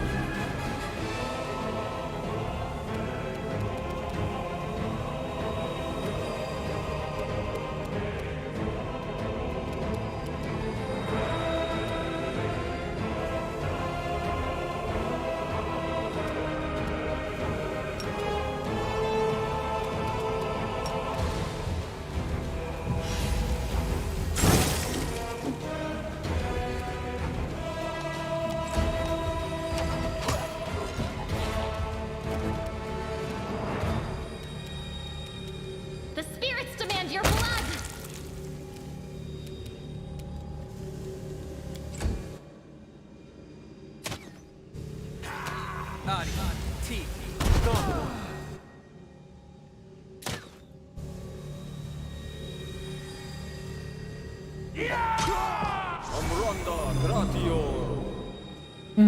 Agranda Gratio.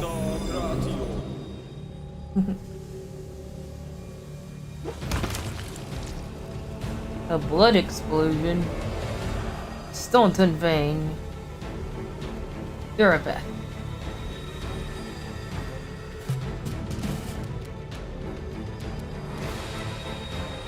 You've crossed the wrong mongrel. That's a dead evoker. The Inheritor, guide my blade.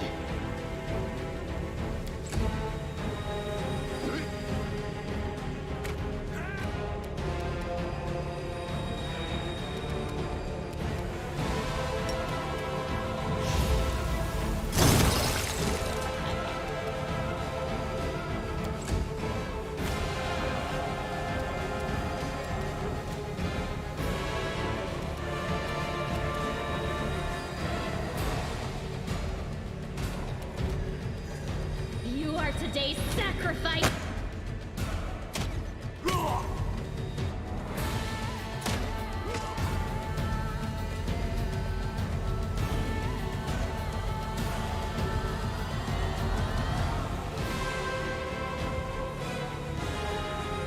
Oh, this poor recruit.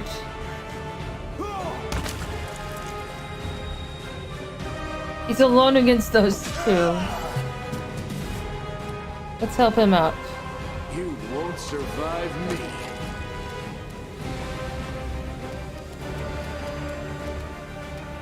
The light, take you.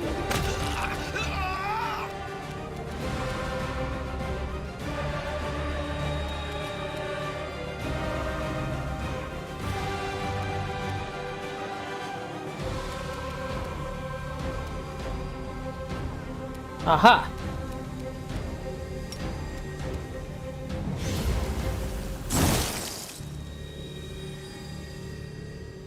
Critical miss. Go for their hearts!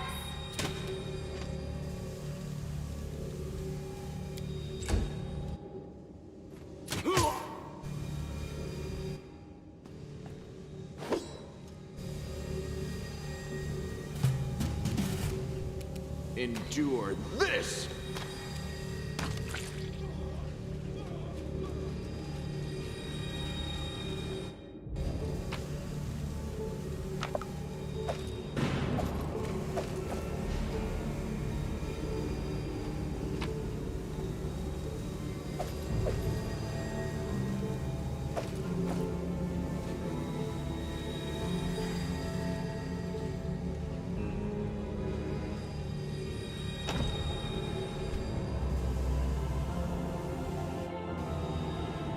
A grande gratio.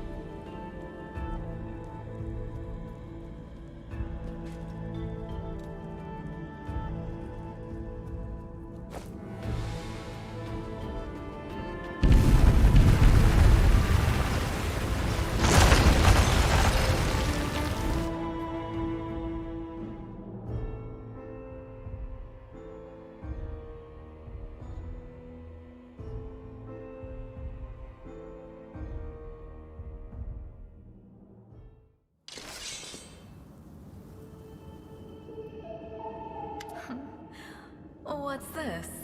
Do we have guests? Just in time. The place is a bit of a mess, and I haven't even poured the blood into the goblets yet. Why don't you... Oh! What an unexpected surprise! Staunton, my little sweetheart. Long time no see. I've missed you so much. Have you missed me? Admit it. You missed me terribly. Minago. You again, you wench! Minago, the one who... Be careful. She's one of the deadliest creatures in the whole demon horde. She was once responsible for a massacre in Canabris.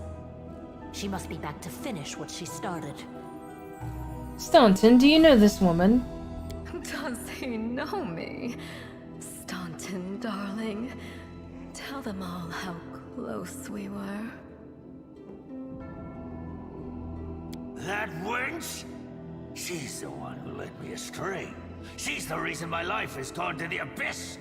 She's the reason why Drezen fell.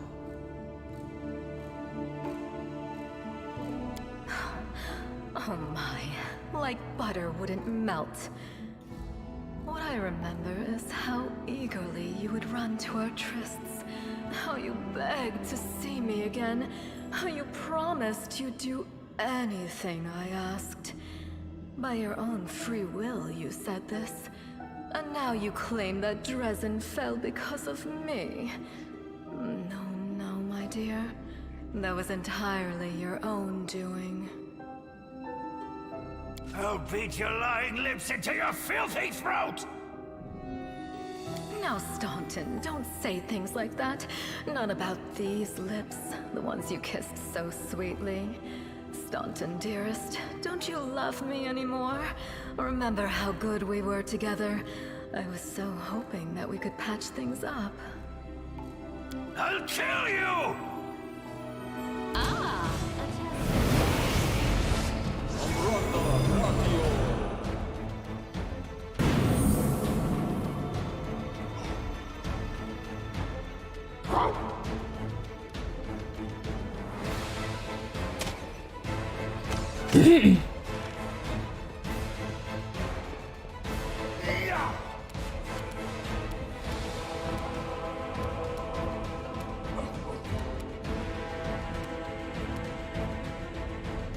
Make every strike count.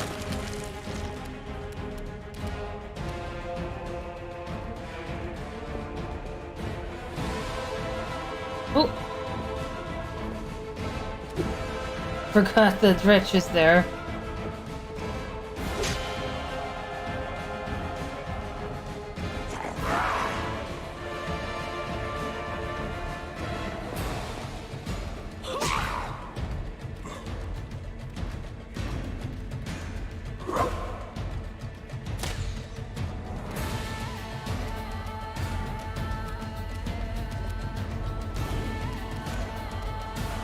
Into the fray!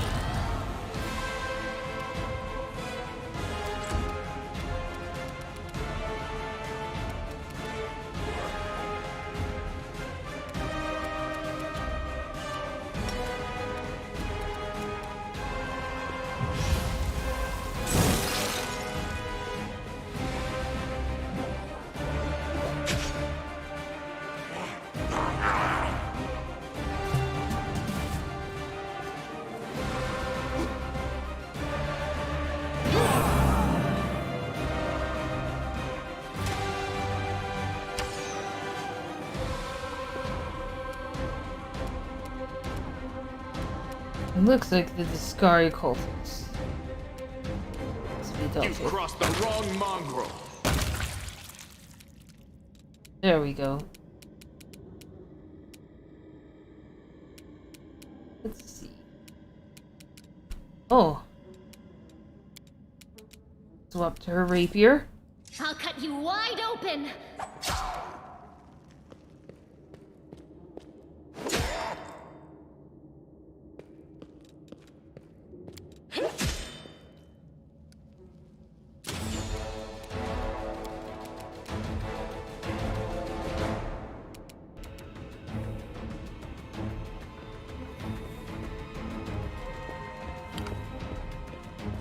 I totally forgot she can charge.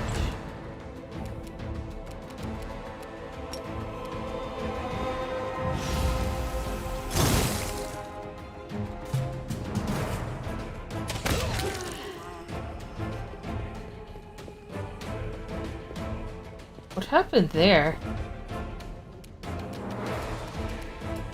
You won't survive me.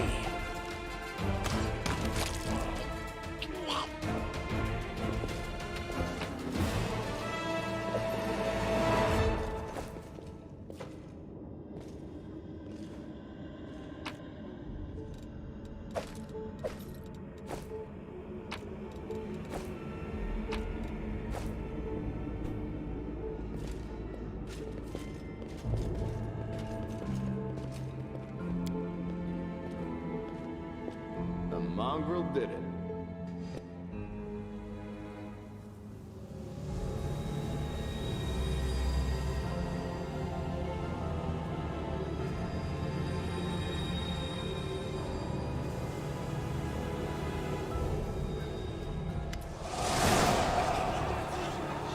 As soon as you step into the chamber, your vision seems to darken and your knees buckle. You struggle to keep your balance. The air here is laden with the power coming from the stone. Suddenly your head is filled with the voices. Screaming, whispering, cackling, threatening, voices pleading for help. Shrieking curses and taunts. You blink and the illusion passes. Congratulations. You made it all the way here. This is it. Your precious wardstone. But what are you planning to do now, I could kill you where you stand, but wouldn't it be nice if you could die in battle like heroes? No.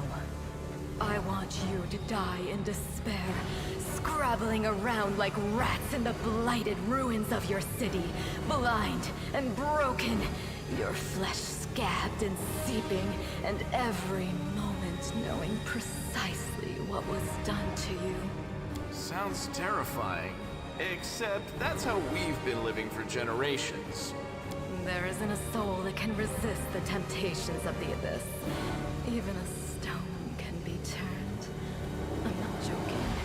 Your precious wardstone, weakened from the injury inflicted by Discari, has almost succumbed to my charms. Soon the whole barrier around the world wound, the gift of your useless goddess, will be a weapon of the abyss. Just a little more, and boom. Every city with one of these eyesores stuck in the middle of it, from Canabras to Nerosian, will turn into smoking craters, and all the mortals into red sludge beneath our hooves. So you have a choice, especially you, my pet. Kiss me on my dainty hoof, pledge your loyalty to Baphomet, and when the world falls, its ruin shall be yours. Who are you? You've already forgotten me. You mortals have awfully short memories, even shorter than your little lives. Staunton, sweetums, don't you want to introduce me to your friends properly? No? Well, I'd better do it myself. I am Minago, Lilitu and faithful servant of Baphomet, and leader of his armies. The city is mine now. I'm just starting to settle in, get things just how I like them. But once I'm finished, I promise you, the results will be simply to die for. And it was such a charming little place until you sullied it with your presence. It had such lovely boulevards, quiet and shaded. You took those away from me, and I shan't forgive you for that. They've done much worse things than spoil the promenades. All the people they've killed. Yes, yes, of course, you're right. I grieve for the common folk as well. You feel righteous fury swell within you. How dare this demon besmirch the ground of this beautiful world with her hooves, a world created by the gods and cultivated by mortals. And these cultists, how dare they betray all that is sacred in this world and join the forces of the foulest evil? Can they repent and redeem themselves? Or have they followed the path of evil, past the point of no return? Wardstone seems to sense your thoughts. The chamber grows ever brighter. What are you doing to the stone? Well, quite what am I doing to it? Probably the same thing I did to many of your comrades. Sweetly and tenderly persuading it to abandon the mortals and join our side. Prepare to fight to the death, demon! We won't let that happen.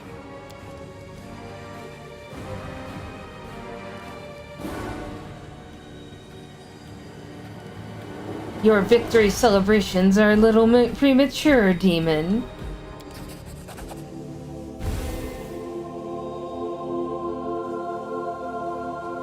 Echoing the holy flame erupting from your hand, the light also gets brighter and brighter until it floods the chamber. You hear the voices again, stronger now. They repeat your words like a choir of angels. You've performed a good action. Hey, no eyes! Didn't you tell us that heaven had turned its back on us and no one would come to our aid?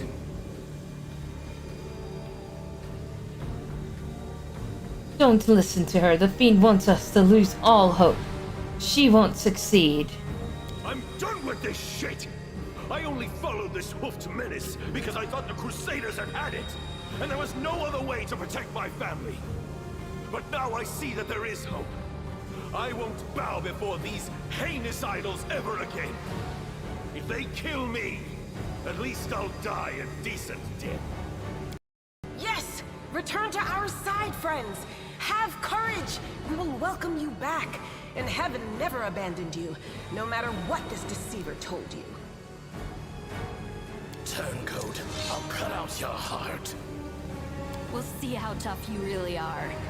We let you frighten us once, but it won't happen again.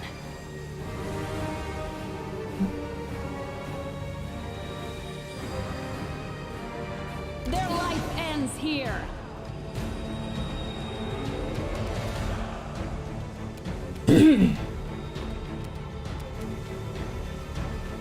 Let's see. Oh yeah, we got Lan here. Endure this!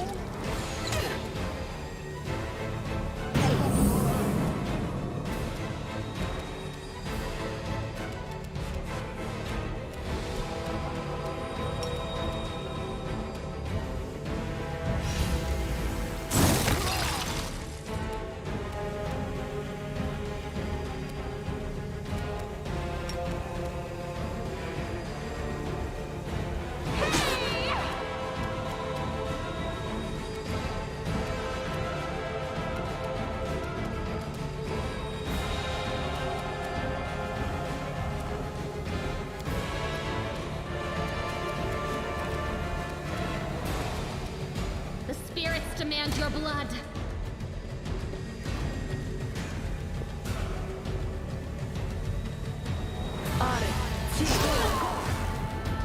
Oh wow, lightning bolt.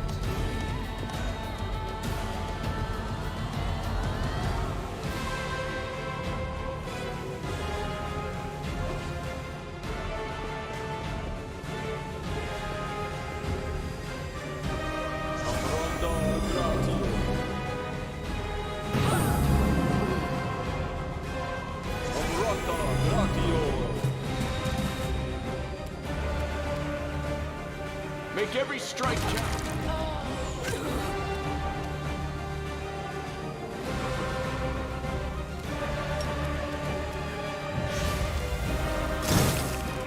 Oh, she's resistant. Oh yes, demon. See if there's a way to smite. Oh yes, there is. The Inheritor, guide my blade. Nice, lots of damage.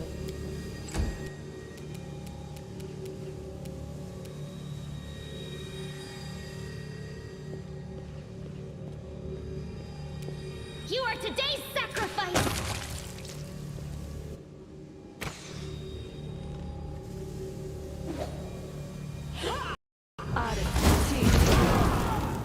Whoa, was that a fireball?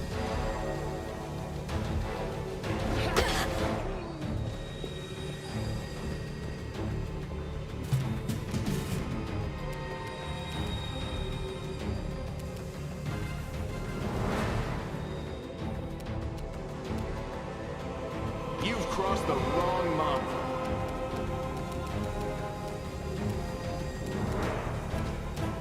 Good time for a magic missile.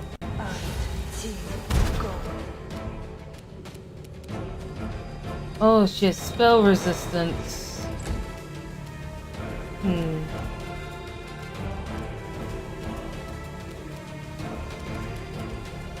light take you!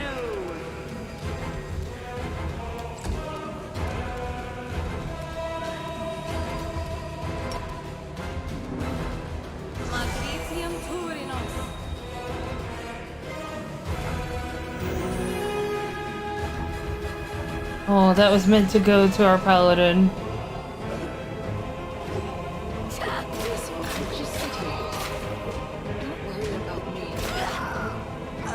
Oh my gosh.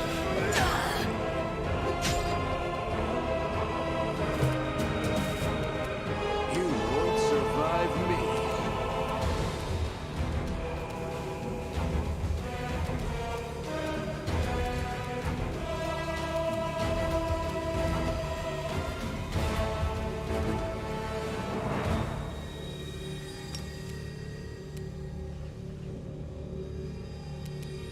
Strike!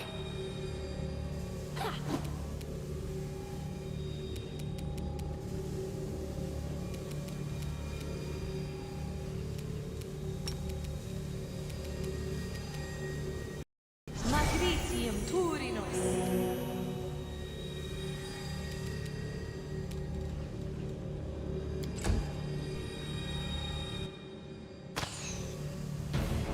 I'll just sit here in your flesh wound and don't worry about me. I'm tired of playing around now. You want to know what will happen when I'm done with the Wardstone? Here's a little demonstration.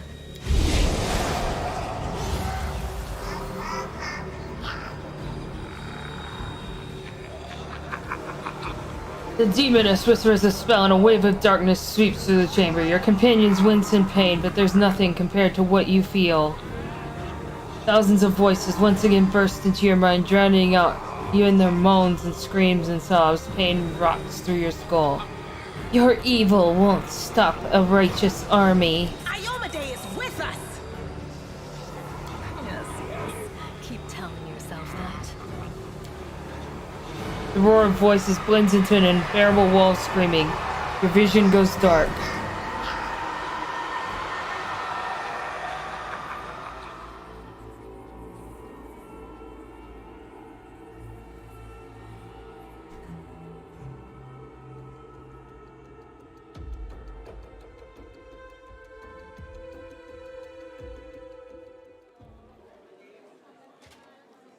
Praise Iomade, you woke up. Healing your wounds was easy, but you were unconscious for so long I was starting to worry we'd lost you. Oh, what happened? We couldn't stand up to the demoness. Her spells were too strong. It's all right. We'll handle it somehow. You blacked out, but Staunton and I managed to get you here to the Defender's Heart.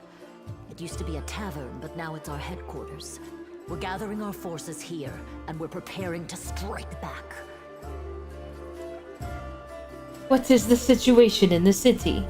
Bad, but not hopeless. We're constantly getting news, and new sources of resistance keep springing up in the districts where everyone seemed to be dead. The survivors are gathering here. You should see them. Their faces, their eyes burning with determination. The city is destroyed, but our resistance is not broken. We will keep fighting. Tell me about the Wardstone. Why is it so important? The Wardstones are a gift of Iomade. Created personally by her herald, a mighty angel, and a general of the Celestial armies. The Wardstones keep the world wound from expanding. They stand along the border of the territory controlled by the demons, creating a barrier to keep them inside. The Canabras obelisk was the first to be placed. It is the key to the whole barrier. We cannot leave it in the hands of those monsters from the abyss. I found a cultist dispatch in the dungeons. It seems they're holed up in the Tower of Estrad. Demons have been filling Canabras with their spies and infiltrators for a long time. Unfortunately, I don't have enough people to attack the place right now. At least not blindly. I'd be grateful if you snuck in there and scouted out the situation. But just scouting. Don't be a hero.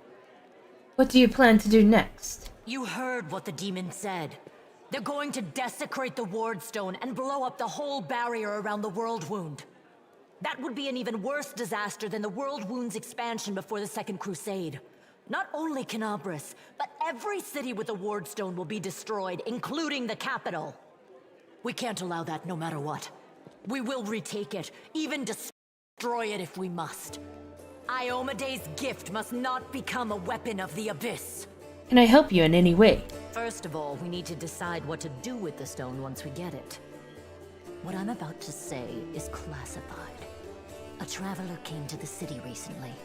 A blind elf calling himself the Storyteller. He insisted he be allowed to examine the Wardstone, and he raised the alarm when his study was finished. Even before the demon attack, he had found some damage or flaw in the stone.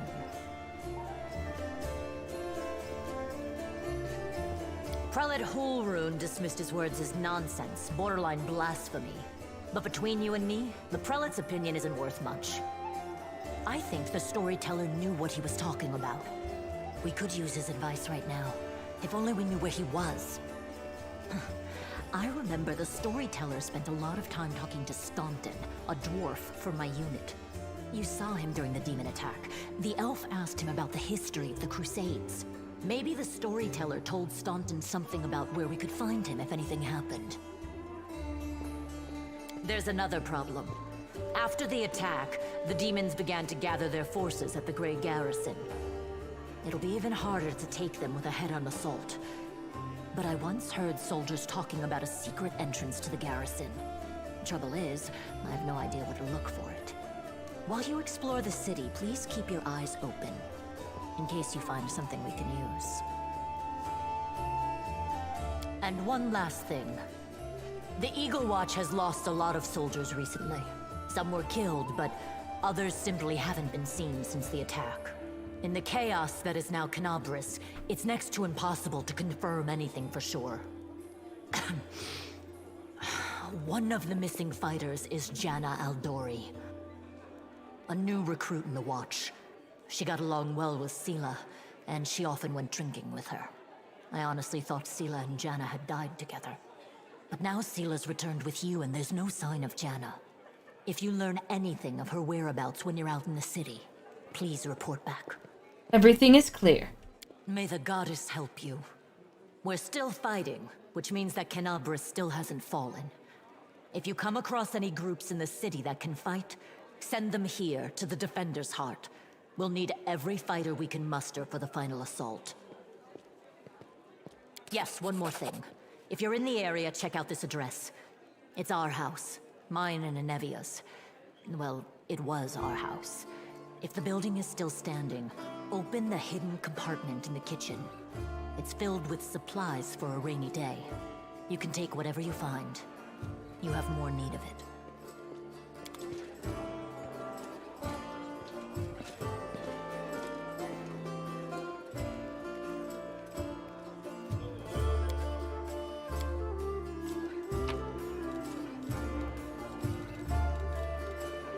I am over cucumbered. Oh, what? Oh, I got a cutie. Oh, that's so cute.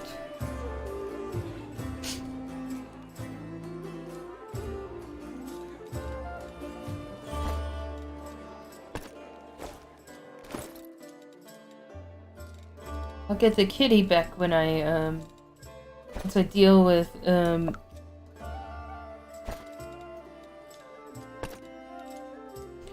once I deal with my inventory. Cute.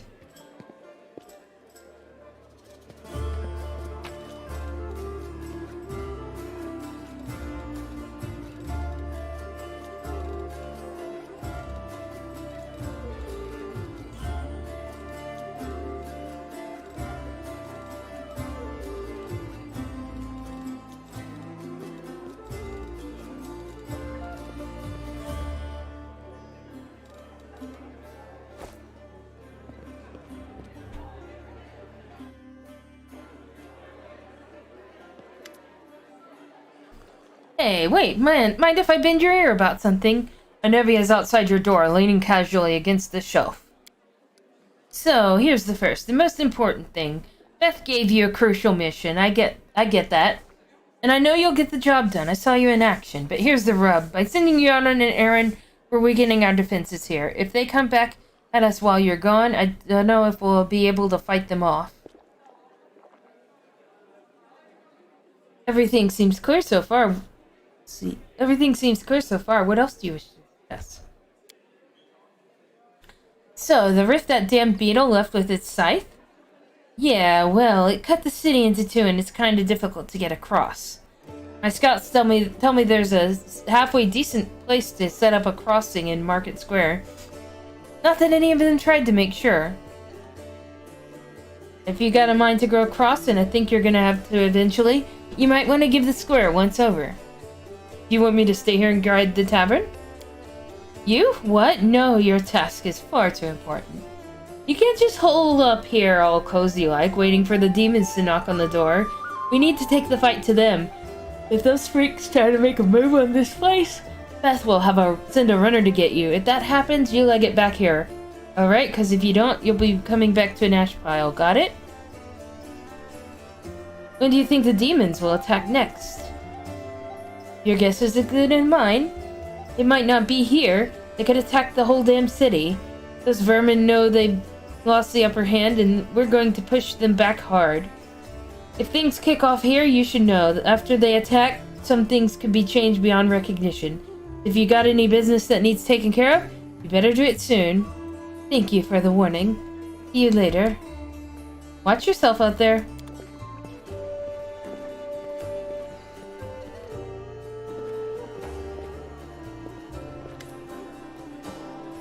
A strange figure towers over the bar. A huge, ungainly man with skin so milky white that his blue veins are visible even from a distance. His bald head is equal parts lumpy and pitted, and blood-filled eyes stare impassively out at you from beneath his pale brows.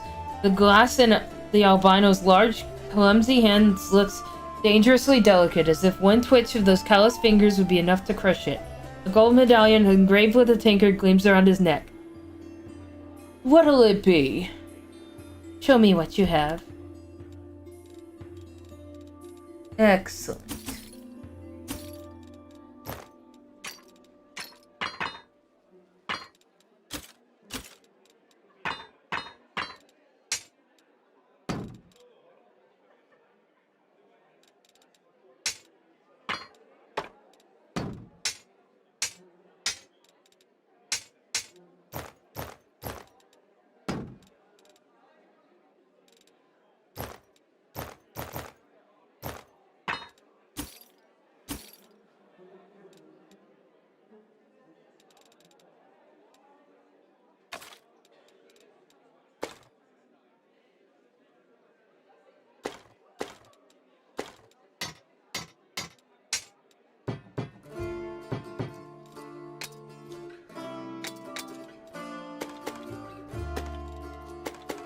Do I need this many crossbows?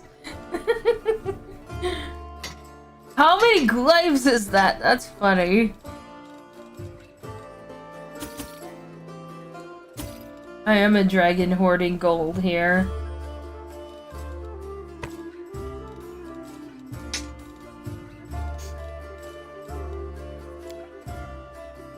My hoard of dragon gold.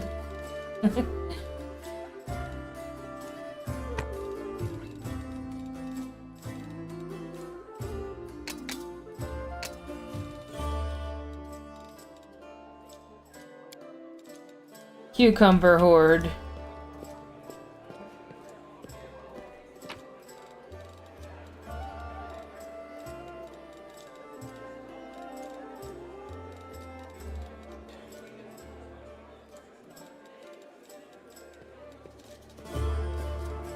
I'll just put these in here for now.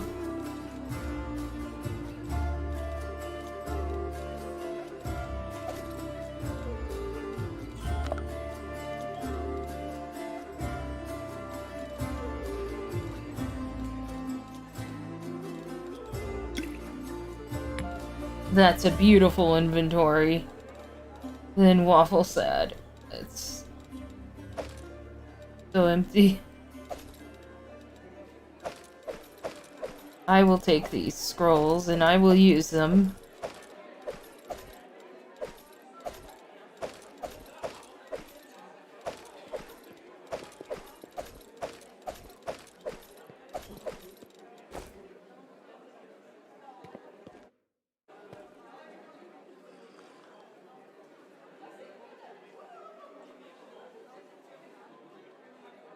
And I am pretty hungry. And so is Waffle Baby. And it's not dinner time yet.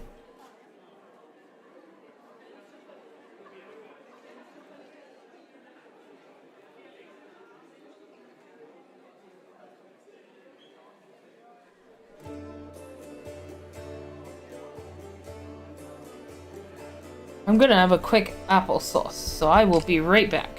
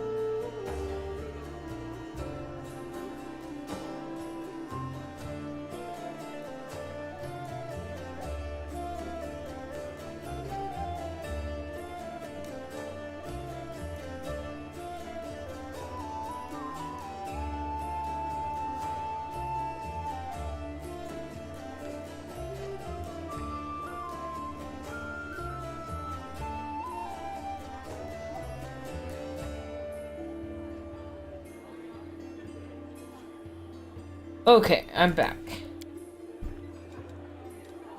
And I will level my character up.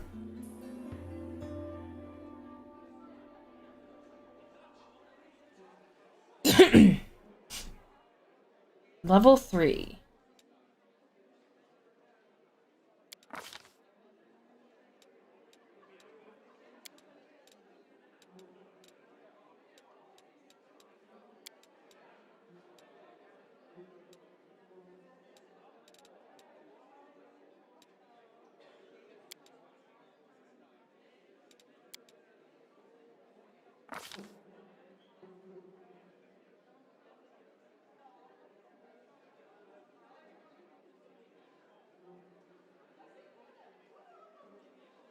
Let's see.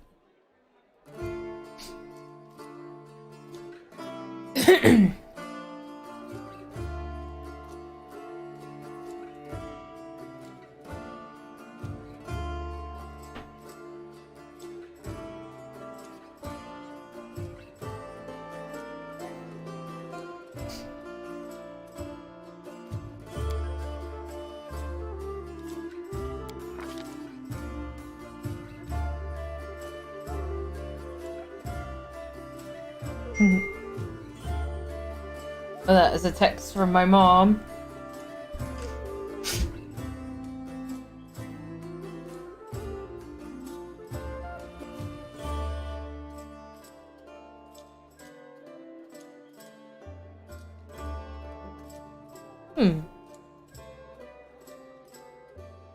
Shield here is very different.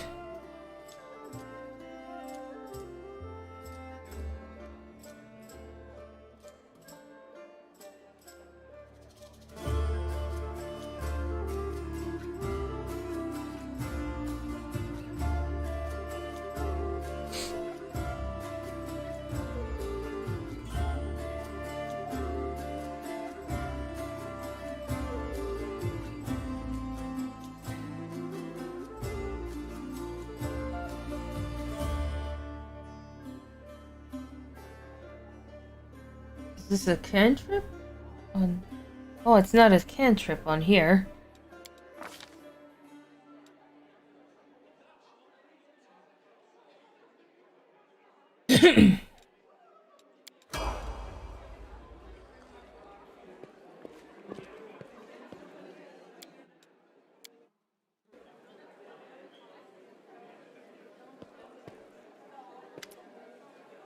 Camellia looks you over pensively, toying with a snake-shaped bone amulet that dangles from her pale neck. Noticing your glance, she flashes you a cold, barely there smile. Greetings. It seems for a moment that the girl wants to say something else. The pause grows too long, and she slips back into cautious silence. Tell me about yourself. You want to know more about me than you already do. Why? Camilla arches a dainty brow. I talk to the spirits of this tormented land, and they guide me in battle. I'll help you fight the demons, and I swear you can rely on me on this matter. Isn't that sufficient? Where did you learn to wield a rapier so well? I had good teachers. Although they don't get all the credit, I'm a most diligent student. Camilla licks her parched lips. Your amulet is quite unusual. Where did you get it? Ah, my little trinket. It's so nice of you to notice. But I assure you, this amulet is nothing but a bauble. Can a lady not be drawn to beautiful, useless things? Anyway, as much as I enjoy our delightful conversations, spirits are calling me, and I must respond. Please excuse me. Camilla turns away, watching you out of the corner of her eye. Your speech tells me you are of noble birth.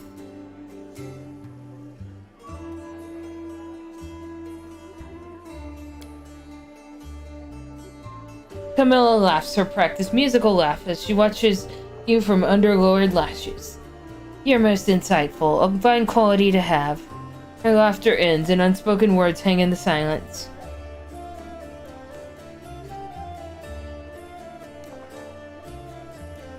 There's nothing wrong with being a noble. People are not born equal.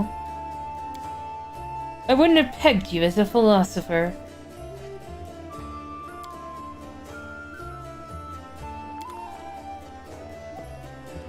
I think I really annoyed her.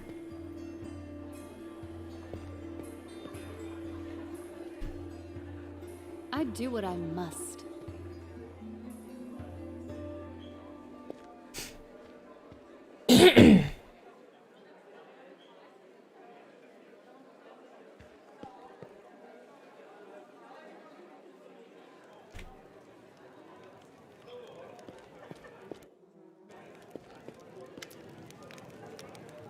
Len greets you with a chat. I mean, a nod. Here for a chat. I've been waiting for you to come and see what strange beast you've taken into your party. I'd like to know more about you. Let me guess, your first question is, can you wear a hat with your one horn? Am I right?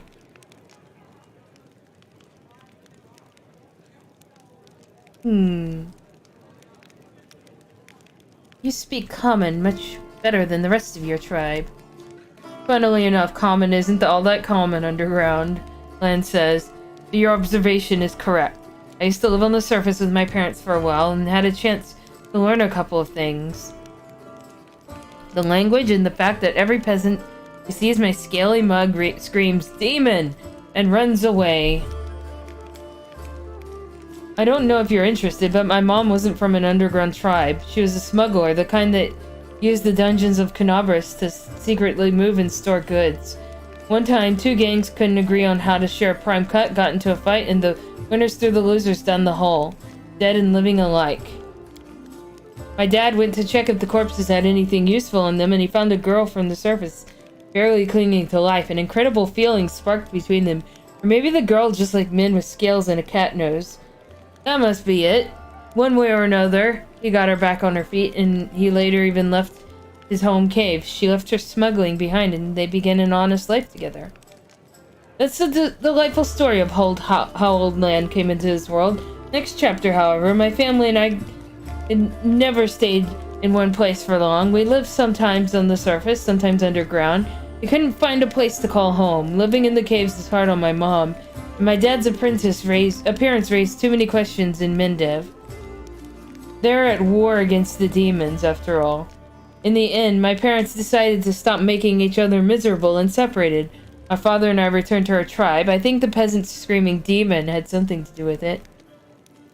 Or maybe Dad just couldn't stand life without rat tail soup. I wouldn't rule out the possibility. Did you come with me so you could see the surface again? I know, that wasn't it. I just don't have much patience for certain types of creatures. Demons, I mean. If they wanted to destroy Canabras, I'd be on the side of the people they're attacking. Lan looks away. Lan, you're my companion, and companions should trust each other. I'm counting on you to give me honest answers, not excuses. I guess you're right. I shouldn't have been so evasive. It's just that some things are hard to talk about. My family, for example. My birth, hell take me, turned out to be a great misfortune for my parents, all because I'm relatively healthy. And the best thing that can come from a marriage between a cave-dwelling mongrel and anyone from the surface. A healthy child with the right number of hands and feet, no apparent defects, no missing organs or other problems. They saw hope in me, so risked having more children. They thought it would somehow be alright. Growl edges into Lan's voice. I could have had 4 brothers. The first was born 2 years after me and died 3 years later. He didn't have a nose, nothing even remotely resembling one. He could only breathe through his mouth. Mom and Dad were afraid to take their eyes off him for fear he'd choke and suffocate on something, but in the end it was his weak heart that killed him. Then there was another pregnancy and birth. I pretended I was sleeping but snuck out of my bedroom and listened under the door. All those hours, it was very strange, but I never heard the newborn screaming. Mom moaning, yes, the priest praying. Then I dared to open the door and look inside. The priest stood there, very pale. One of them holding something, a small object that fit in his palm. And he asked, do you know what this is? And the other said, I think it's a head. Lan stops. Please go on. Lan pauses, exhales, and continues in a steadier voice. It turned out that this time Mom was expecting triplets. The first of the babies was born in pieces, and the 2 others didn't live long enough to draw their first breath. About 3 weeks later, my father took me to the caves. He didn't want to leave. I could see it in his face, but I think my mom and he decided it together. The curse my people have carried since the First Crusade stood between them, not to mention the 4 dead babies, and old age was rapidly taking its toll on my father. After we returned to the cave, he only lived another 4 years. So if you're asking me why I decided to go up with you to the surface to join the Crusaders, well, the answer is I've always wanted to. I was afraid to leave my tribe, but it always haunted me that I'd die in a world where 4 crusades could do nothing to stop the beasts from the abyss. And the number of victims kept growing. I wanted to change that, or at least try to. And if changing things is too much to ask, then at least get a little revenge. The ones who are behind the whirlwind owe me a great debt. The lives of 4 brothers, all my mother's tears, all my father's broken heart. It's a lot. It's so much that killing a couple of demons won't do it for me. I want to do something real, and I am ready to pay any price. Call it my personal crusade, if you like. Lan gives you a slanted grin. I used to think that things would be better if I'd never been born, but now I think I was born for this, to settle the score. Would you like to find your mother? No. The word flies from Lan's mouth faster than an arrow, and after a pause he continues. I don't want to meet her. Not because I feel any resentment, it's just that she's a half-elf. She barely got her first gray hair, and I'll be a ramshackle old man.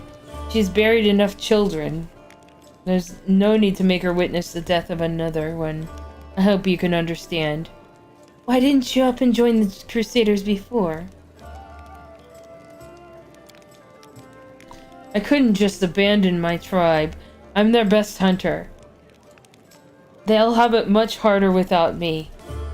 But now, the demons have nearly destroyed Canabras and the caves almost collapsed on our heads. Sitting and waiting it out just isn't an option anymore. Anyway, I'm more useful up here than I am down there. Plus, the chief let me go, which means my debt to the tribe has been paid. I'm very, truly sorry. Lan smiles, this time sadly. Well then I'm very lucky. I've met someone who not only helped me choose the right path, but is happy to listen to my whining.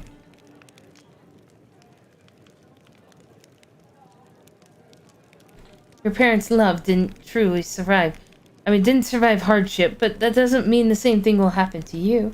But if you find true love, someone who won't leave you no matter what, and break my beloved's heart when I die in her arms 5 years later, that's a fine thing to do to a person you love. Then again, there's a chance I'll inspire some tragic bard to write a tearful ballad. Thank you for sharing, Lan. Thank you for listening. Mongrels have short lifespans, but you don't look like you're getting old or dying. How are you? Lan chuckles. I'm as old as I look. No surprises there. But remember Sul? He's 10 years older than me. I remember him back when he was a fearless warrior, and day by day I watched him turn into an old man. Him and my father. It happens very quickly. First you miss a shot, because you don't see the target as clearly as you used to. You think it's because your eyes are tired. You tell yourself it'll get better tomorrow. Then you notice you're having trouble breathing, and that climbing is harder than before. Lan clenches and unclenches his human fist. Your fingers stop bending. You have to tie your sword to your hand. You can't even put your greaves on without help. When you're washing your face in a stream, sometimes you catch sight of a gray-haired, wrinkled old man you don't recognize. And this goes on until one day you come across a cave beast and you realize you can't outrun it. Lan takes a breath. My dad kept diaries marking all the signs, and I saw it too. This last year, I had to help him get out of bed, help him dress, remind him to eat. Sometimes he forgot my name. I told him that we should have stayed on the surface. He joked that dodging a goddess was behavior unworthy of a crusader. He meant for Erasma. Every morning I wake up and check how I feel, but there are no signs yet. Even so, I know I don't have much time. I need to do something useful before I forget why I came here. So, can you wear a hat with your one horn? Sure I can, but certain designs don't suit me well. Glenn speaks in a deadly serious voice. I wanted to talk to you about Windowag. Are you sure? Alright. Tell me about your connection to her. My connection to Windowag? I mean, where do I start? Glenn turns the unexpressive reptile half of his face to you. We grew up together. Trained together. She was the chief's daughter. She was groomed to be the best of all her life, and then I came along. We were rivals, but we dragged each other out of tight spots, too. I've always been drawn to grand heroic gestures. Sometimes the idiotic ones, whereas Windu liked to roam unexplored passages, finding new caves and making maps. She wanted to be a great huntress, one who'd make it through the shield maid, but instead she... Glenn shakes his head. It'd be better if she died. The death of a friend is painful, but watching a friend become a shadow of their former self is unbearable. She doesn't think she's a shadow of her former self. Of course.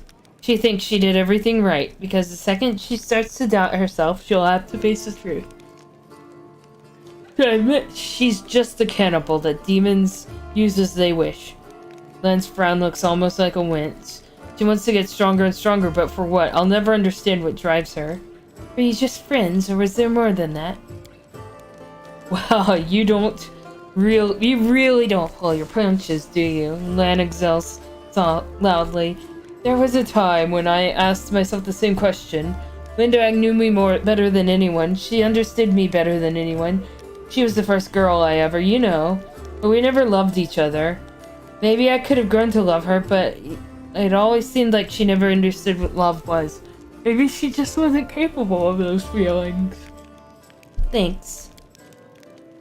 If you ever want to open any of my old wounds, you know where to find me. Thank you. Tell me about your people. I'm gonna get some water real quick.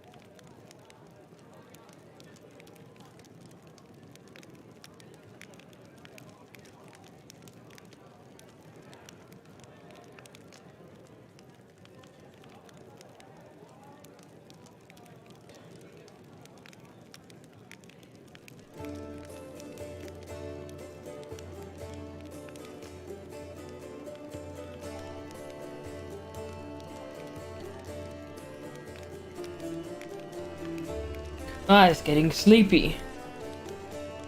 Tell me about your people. Of course, what would you like to know? What's it like living in caves? Oh. Len gives you a broad smile. It smells strange, as if it falters, for his human features meet his animal ones. Imagine that in the entire world there's only a few hundred like you. There's not an inch of fertile ground anywhere. Nowhere to grow grain for bread, or cotton and linen for cloth. Your neighbors are beasts who want to eat you, or parasites who want to infect you with their larvae, then eat you. And it's not that bad, because you can try to eat most of the things that are trying to eat you. Sometimes at the risk of getting poisoned, sometimes with almost no risk at all. In the worst years, there's not a single living thing anywhere to be found, predator or prey. That's when you eat mushroom soup. I'd say 3 times a day, but there was barely enough for once every 3 days, Lan shrugs. But life underground has its upsides, pun intended. There's no risk of losing the roof over your head. There's no bad weather, not counting the earthquakes, of course. Are you really descendants of the first Crusaders? More like demon spawn, aren't we? Sad but true. Without the demons, there would be no mongrels. It's the magic of the whirlwind that affected our ancestors and made their children the way we are. Like most in our tribe, Chief Soul fancies himself a descendant of the underground Crusaders, the ones our heroic ancestors left to guard the caves. I don't know if it's true or not. That angel came to our caves for a reason. Maybe he remembered us. Those were evil and dangerous times after the First Crusade. Hundreds of Crusaders began having children, and the babies were born with fangs and horns and warts that covered half their face. People didn't like the new look. The Inquisitors sure didn't. So our ancestors fled persecution and made a home for themselves down there underground. They probably intended to find a cure for their children and hoped to return in time, but it never happened. Instead, the Whirlwind's terrible legacy was passed down from generation to generation. Mongrel parents can only guess what their child will look like. Each of us is born with a new mutation. Many mutations are fatal. Lan stops and goes on quietly. Down in the caves, you usually don't congratulate the family for the birth of a child until they turn at least 3. Most don't even get a name before that. There's no point. You really feel for them. It hasn't been that long since the First Crusade. Why do you know so little about your ancestors? Our lives are much more shorter than most uplanders. Up here, only a few generations passed, and many still live who remember old Sarkoris as it stood, once untouched by the demons. Queen Galfrey, for example. But where we live, mongrels start getting old much earlier than humans, much faster and with much more devastating consequences. Few live past 40, and fewer still live long enough to die of old age. Hunger, disease, and monsters from the deep are more effective killers than time.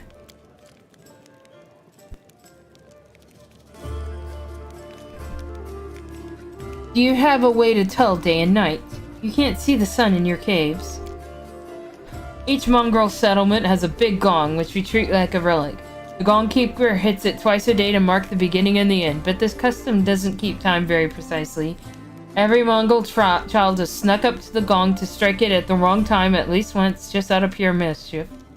Nothing could keep me away from it, even the fact that I only have one ear, which means it would take double the punishment once I was caught. So sometimes the wrong strikes get mixed in with the right ones, and the tribe can find itself jumping up to greet in the morning in the middle of the night. Do mongrel tribes fight each other?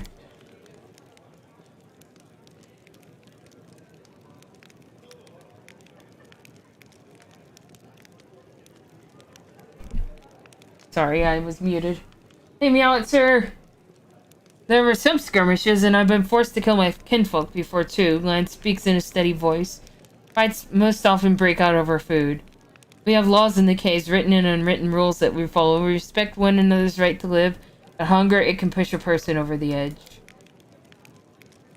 I've never, you can count on that, stolen someone else's kill. But I can understand those of my kin who tried. To hear your kids begging for food and not able to feed them is terrifying. He frowns and goes silent.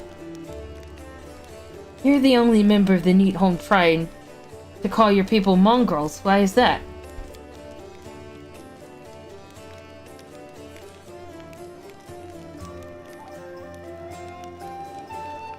Allergies are really getting to me. Because of all Golarion calls us that. I don't see the point of all this hemming and hawing over what we're called. Anyone who finds it offensive or takes issue with it can lead the charge against the name. No one's stopping them. But personally, I'm not gonna pick a fight over something unimportant as a name. Thank you, I've found out everything I want to know. It's nice to know my ramblings seem useful to somebody. What do you think of life on the surface? It must be very different from life underground. Of course. As far as my living conditions, the surface is definitely a better place to be. It's easier to get good food and water, not to mention to build a house and even grow a few things. In older, well-established settlements, you don't have to deal with anything scarier than rats or maybe foxes stealing chickens. As for the kind of lives you live, I heard a story about demon worshippers abducting a whole family and sacrificing them one by one while others watched. But there were some brave Crusader knights nearby, and they killed the villains and saved everyone. And I heard another story.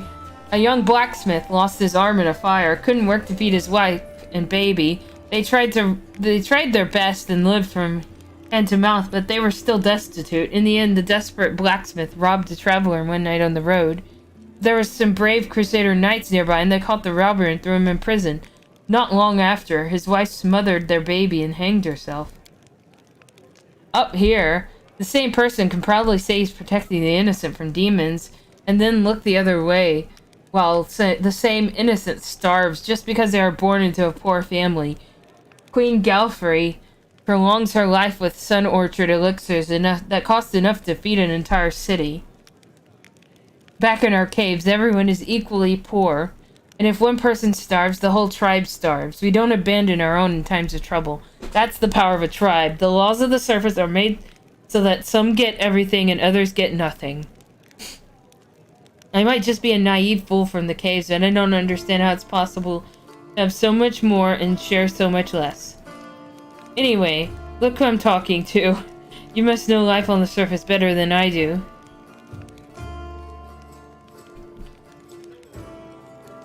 Let's see. I'd never leave a needy person in trouble. I've been given more than most, which means I'm now more able to help others. A fitting reply. Don't take my words as a reproach. I like grumbling as much as cracking jokes. Lan is obviously trying to muster a friendly smile, but its expression in his face doesn't accommodate very naturally. You said you were prepared to risk your life for something meaningful. What do you mean? To invent a new salad and have it named after me. Lan remarks grimly, then he sighs. Truth be told, I don't know. It'd be much easier if all I really wanted was to kill demons and then a few more demons and then more demons after that. Good honest rage and no needless brooding. I think I actually envy the warriors who can live like that. But I can't. If life's taught me anything, it's that there are no easy choices. Dying a glorious death isn't enough. Some heroes of the Crusades did that and also saved entire settlements, erected the ward stones. Their actions kept the lands of Mendev safe for decades. That's what I want. For my dumb, short life to have meant something. You think I have an exaggerated opinion of myself? Some scaly freak crawls out of the caves and wants to take control of the ward stones and flaunt Amadeus' banner. Any fool can charge at the front lines of the demonic armies and die there. But what good will that do? I want something meaningful, you know? Even if I have to pay the highest price. Especially if I have to pay it. There are plenty of worthier people who need to survive this war and to tell everyone else what nutcases we were. Thank you for your answers. So long. So much talking.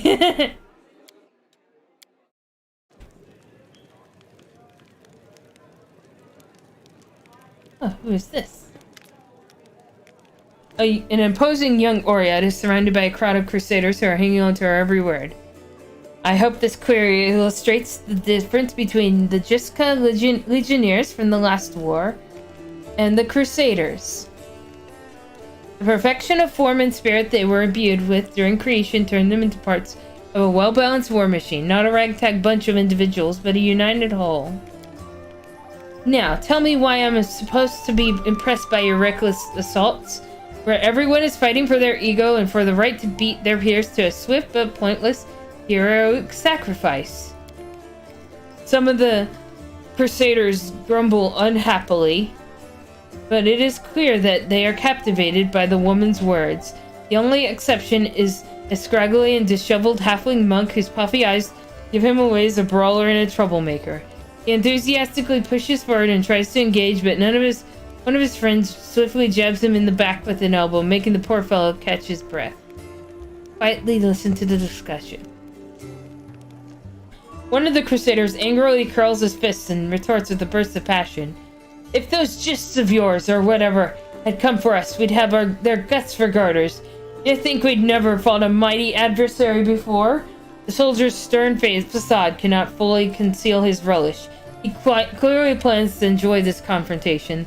The Crusaders around him look upon their exotic opponent with a mixture of irritation and piqued interest. The woman chuckles before cutting off her interlocutor. I would love to see you storm a 60-foot-tall walking castle shaped like a gigantic elephant that carries siege fortifications on his back. And I'll have you know that these fortifications were defended by Jiskin priest craftsmen armed with demon-bound war machines.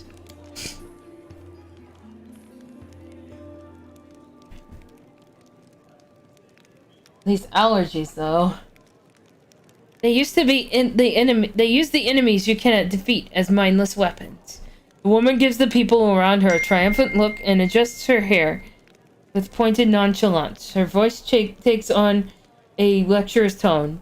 You should not argue with someone who happens to be the most authoritative researcher on the history of warfare 3,000 years before the foundation of Absalom. Oh, one. I'm texting my mom. She's gonna bring me katana.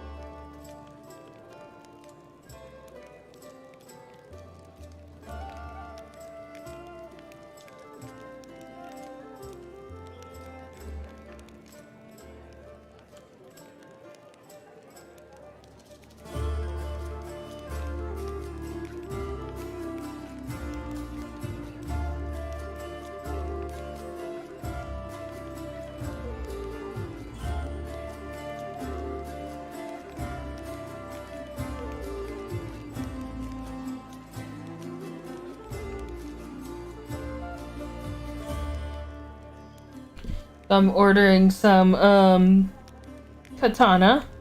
It's a Japanese food place here.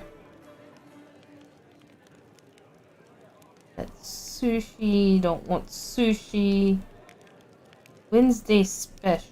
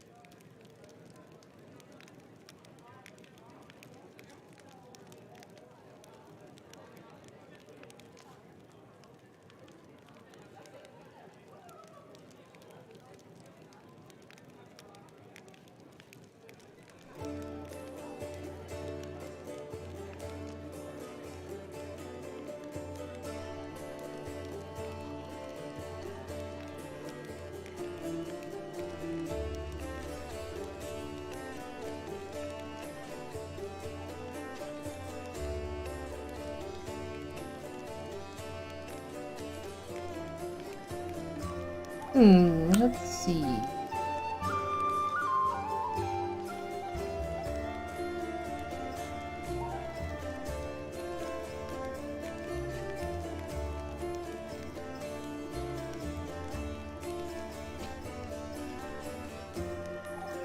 There we go. The dinner is going to be katana. Nope, no sushi this time. I bet the kitties would approve of me having sushi, but I have, stomach illness, and sushi might not be the best option. A WaffleCon is being pet. She is very cute. She is enjoying the googly-eyed chair. Adorable. The woman looks at you and flashes an amused smile. The lecture is over. Do my esteemed listeners have any questions? Who are you? I am Endara, a warrior, magus, and scholar of classical warfare from Garund. The woman peers at you apprehensively, then sighs. I admit I am mildly offended by the fact that my name is entirely unfamiliar to you, but I'm willing to accept that this is due to Avistan's isolation from sophisticated culture of the world at large. They don't like sushi. They do like tuna fish, though. You've come a long way to be here. I like to think of myself as an inhabitant of Golarion, and I don't narrowly identify with any country in particular. Why did you come here? To witness a legendary war. The confrontation between denizens of a plain famous for its love of violence and the Crusaders from every continent, united by the common goal of defending their home. An epic struggle of colossal proportions that hasn't been particularly epic so far, truth be told. The monk with the black eye grins and mutters under his breath. Maybe she just can't see it from here. The view will get way more epic if she stops hiding among us and takes a walk outside. The woman smirks contemptuously. She does not deem the monk's words worthy of comment.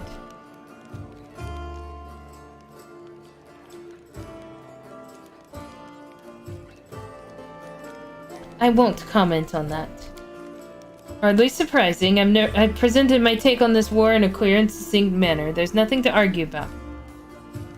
Why don't you join the Crusaders and show them how fighting should be done? No, I am a historian, an analyst, and a theorist. Do you know what these three words have in common? They describe a mortal woman who does not participate in the conflict which her thesis will be founded. But then again, I will hardly be able to describe this mess as anything other than a feeble likeness of the last war of Jiska. The monk with a damaged eye grins slyly and comments. The more dangerous the upcoming scuffle is, the more motivated we are to find clever and petty words to justify not actually doing the fighting.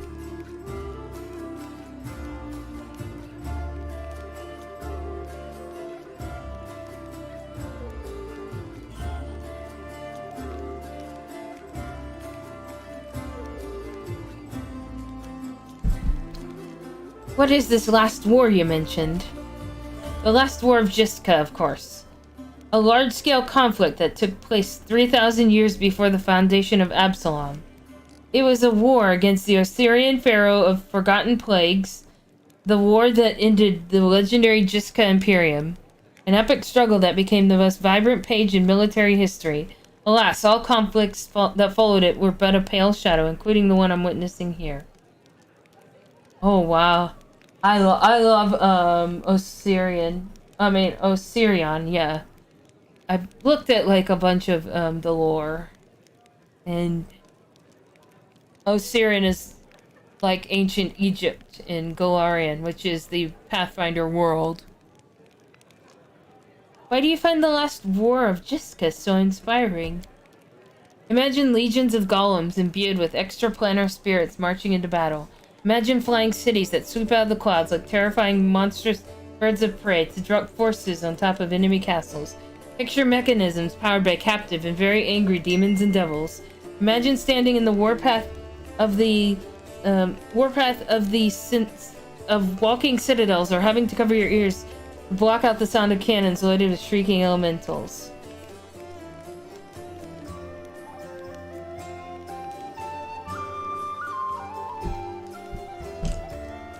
Sorry, my mom's texting me about dinner. Finally, imagine the ultimate weapon that defeated the Jiska, the deadly night plague. This affliction was an attack dog, a trained epidemic, a tamed pestilence, striking only those who its master wanted to kill. Imagine all those terrors and understand that no flight of fancy can even come close to the horror of the nightmares that they made real. How do you know so much about Jessica's last war?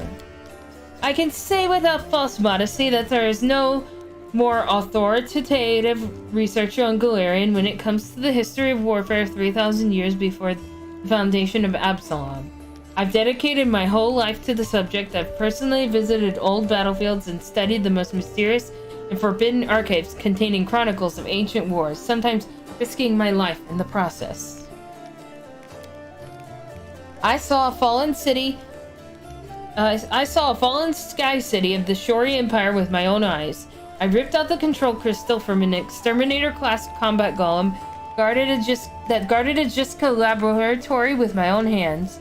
These fingers held the glass flask that the servants of Pharaoh of Forgotten Plagues used to create the first generation of pestilence that devastated the Jessica Imperium. How do I know so much? I saw and touched everything that I am telling you about.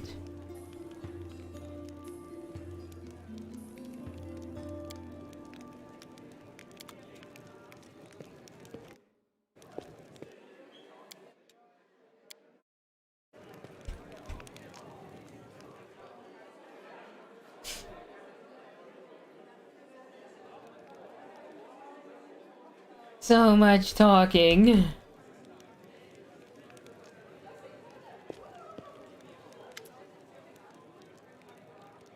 Anevia, in her muted colors, blends almost perfectly into the background.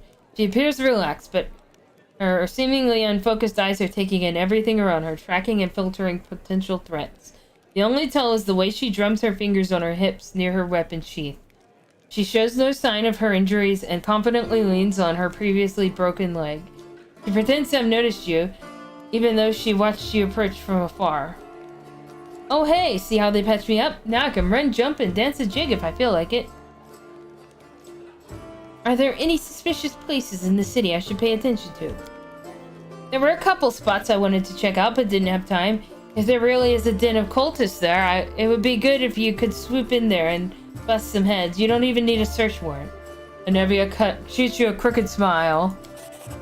First one is the Silken Thread. It's a funny little tailor shop that doesn't take any orders and never buys any fabric, but they always seem oh so busy. They're busy with something in there, alright, but sewing it ain't. Second one is the alchemy shop, Topaz Solutions, and they trade in everything, not just healing potions. Judging by the ingredients they've been buying on the black market, there's something fishy about the alchemical rituals going down in that place. Tell me about yourself. Girl shrugs with a lazy smile. I'd be happy to, but there's kind of nothing to tell. What's so interesting about me? Where are you from? Nowhere. I was blown in the wind and found in a cabbage patch. The girl stops short.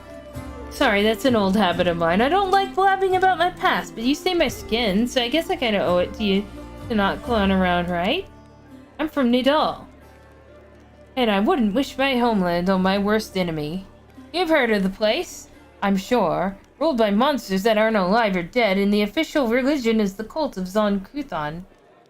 I grew up in a slum like a weed between the cobblestones. I didn't have a dad, but I had lots of aunts and uncles. My mom's cronies. No prize for guessing the kind of business she was involved in. They gave me a set of lockpicks as soon as I could hold a spoon. While other kids were picking their noses, I was picking pockets. When I was 12, the monks of the Silent Shroud came for us. Creepy guys with their mouths sewn shut. They're the guards in Nisrock. Mom gave me to her friends, and we hid in a secret temple of Desna. I never saw my mom again. I lay low in the temple for next few years, kept my head down. I washed floors, fetched water, listened to sermons. Funny thing, after a while, I started like Desna's teachings. As soon as I was old enough, I was out of there. I left Nidal and got as far away as I could. Quite a ragtag group you got here, from nobles to street thieves. You got that right. Only the best for you. What do you know if the knights and nobles fail to save the world? The lowlifes are our only hope. How'd you meet Irabeth? I was bumming around, teaming a while back, doing this and that. Desmond and Temple sometimes gave me odd jobs. You know, sometimes they needed people with skills like mine. On the surface, it was fine, I guess. After Nidal, the freedom of River Kingdoms should have seemed like heaven, my chance to sit back and enjoy life, but I wasn't happy. There wasn't any joy in my new life. I was all alone. No one cared about me, and I didn't care about nobody either. I struggled to find a reason to drag myself out of bed every morning. Tying a stone around my neck and jumping into the nearest river started to look pretty appealing. One day, I was hired to follow some fellows who the local authorities suspected were Resmirian spies. I was stupid, made a rookie mistake, and they caught me. It's like my body had already decided to do what my mind had been fighting. Finally put me out of my misery. Get someone else to kill me, since I didn't have the guts to do it myself. They grabbed me. I thought they'd gut me on the spot, but instead they hogtied me and dragged me off. And just like an animal going to the slaughter, my only thought was, let's get this over with. They brought me to their stinky cave, threw me on their altar, and then I realized who it was. Puthites from Nidal. They tracked me down after all those years, but I didn't care anymore. Wouldn't even have cared if they'd eaten me or whatever. We all gotta go sometime, right? So I was lying there staring at those knives pointed at me when fate rolled the dice and I hit the jackpot. Erebeth. There she was, storming into the cave. Picture it, I'm lying on the altar with all these knife-wielding maniacs around me, and suddenly Erebeth storms in. I thought it was Iomade herself. Fierce in her shining armor with her gleaming sword raised. She made quick work of those scumbags, chopped them up just like that. I didn't even have time to blink. She untied me, and then the girl's face lights up as she chuckles. She looked through the papers they had on the table and started swearing like a sailor. So much for Iomade, haha. How did you and Erebeth end up in Canabras? After almost becoming a human sacrifice, I knew I never wanted to leave Erebeth's side. Desna knows I fell for her instantly, and I fell hard. My misery was gone, and when Erebeth showed me what was in those papers, proof that the cultists had a nest in her home city, well, I offered to help without a second thought. Anevia smiles warmly. She must have figured I couldn't wait to get revenge on the cultists. I didn't give a damn about them. It was her. I'd go anywhere with her, even on a crusade or into the jaws of a dragon. I took to life in Canabras like a duck to water. I used to be an outcast wherever I went, but half of the crusaders are the same. After all, who'd volunteer to tangle with demons on the edge of the abyss? You gotta be either goody two-shoes with too much honor and free time, or a misfit with no life outside the normal world of normal people. People come here to run away from their debts, their past, from themselves, so I fit right in.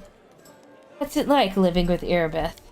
It's like living. Without her, I wouldn't be. Seriously, if I were alone, I'd definitely be gone by now. Sure, sometimes we argue, I can't deny that.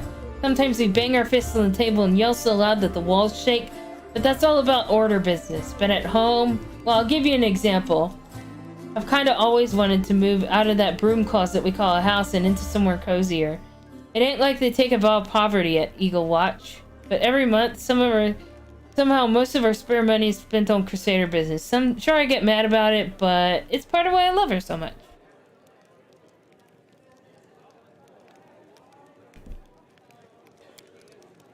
You know, Erebeth has that thing that matters most for a person, a purpose in life.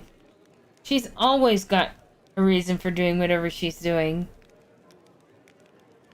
And I just drifted around like a leaf in the wind until Desna brought us together. Now she's the meaning of my life. So it really makes no difference if we live in a mansion or under a bush. Thanks for asking. Telling you all this kind of made me feel better. What are your responsibilities in the Eagle Watch? Anevia smiles evasively. Nothing official. I'm not even a knight, you know. I just hang around. You sure you want to know the details? Catching traitors and spies and cultists is no walk in the park. It's a delicate job. You can't always do it within the letter of the law. What if we surprise some suspicious blighter with official search?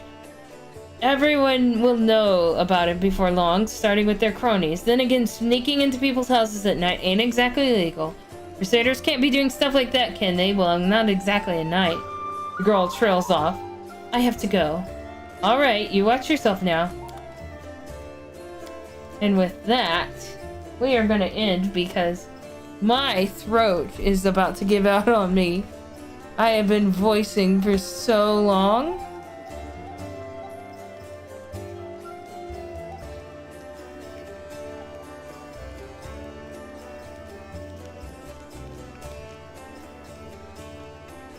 So, thank you all again for catching my stream. And I will be seeing you all next week sometime. I'll post up my schedule when I get the chance. You'll find it on my Twitter.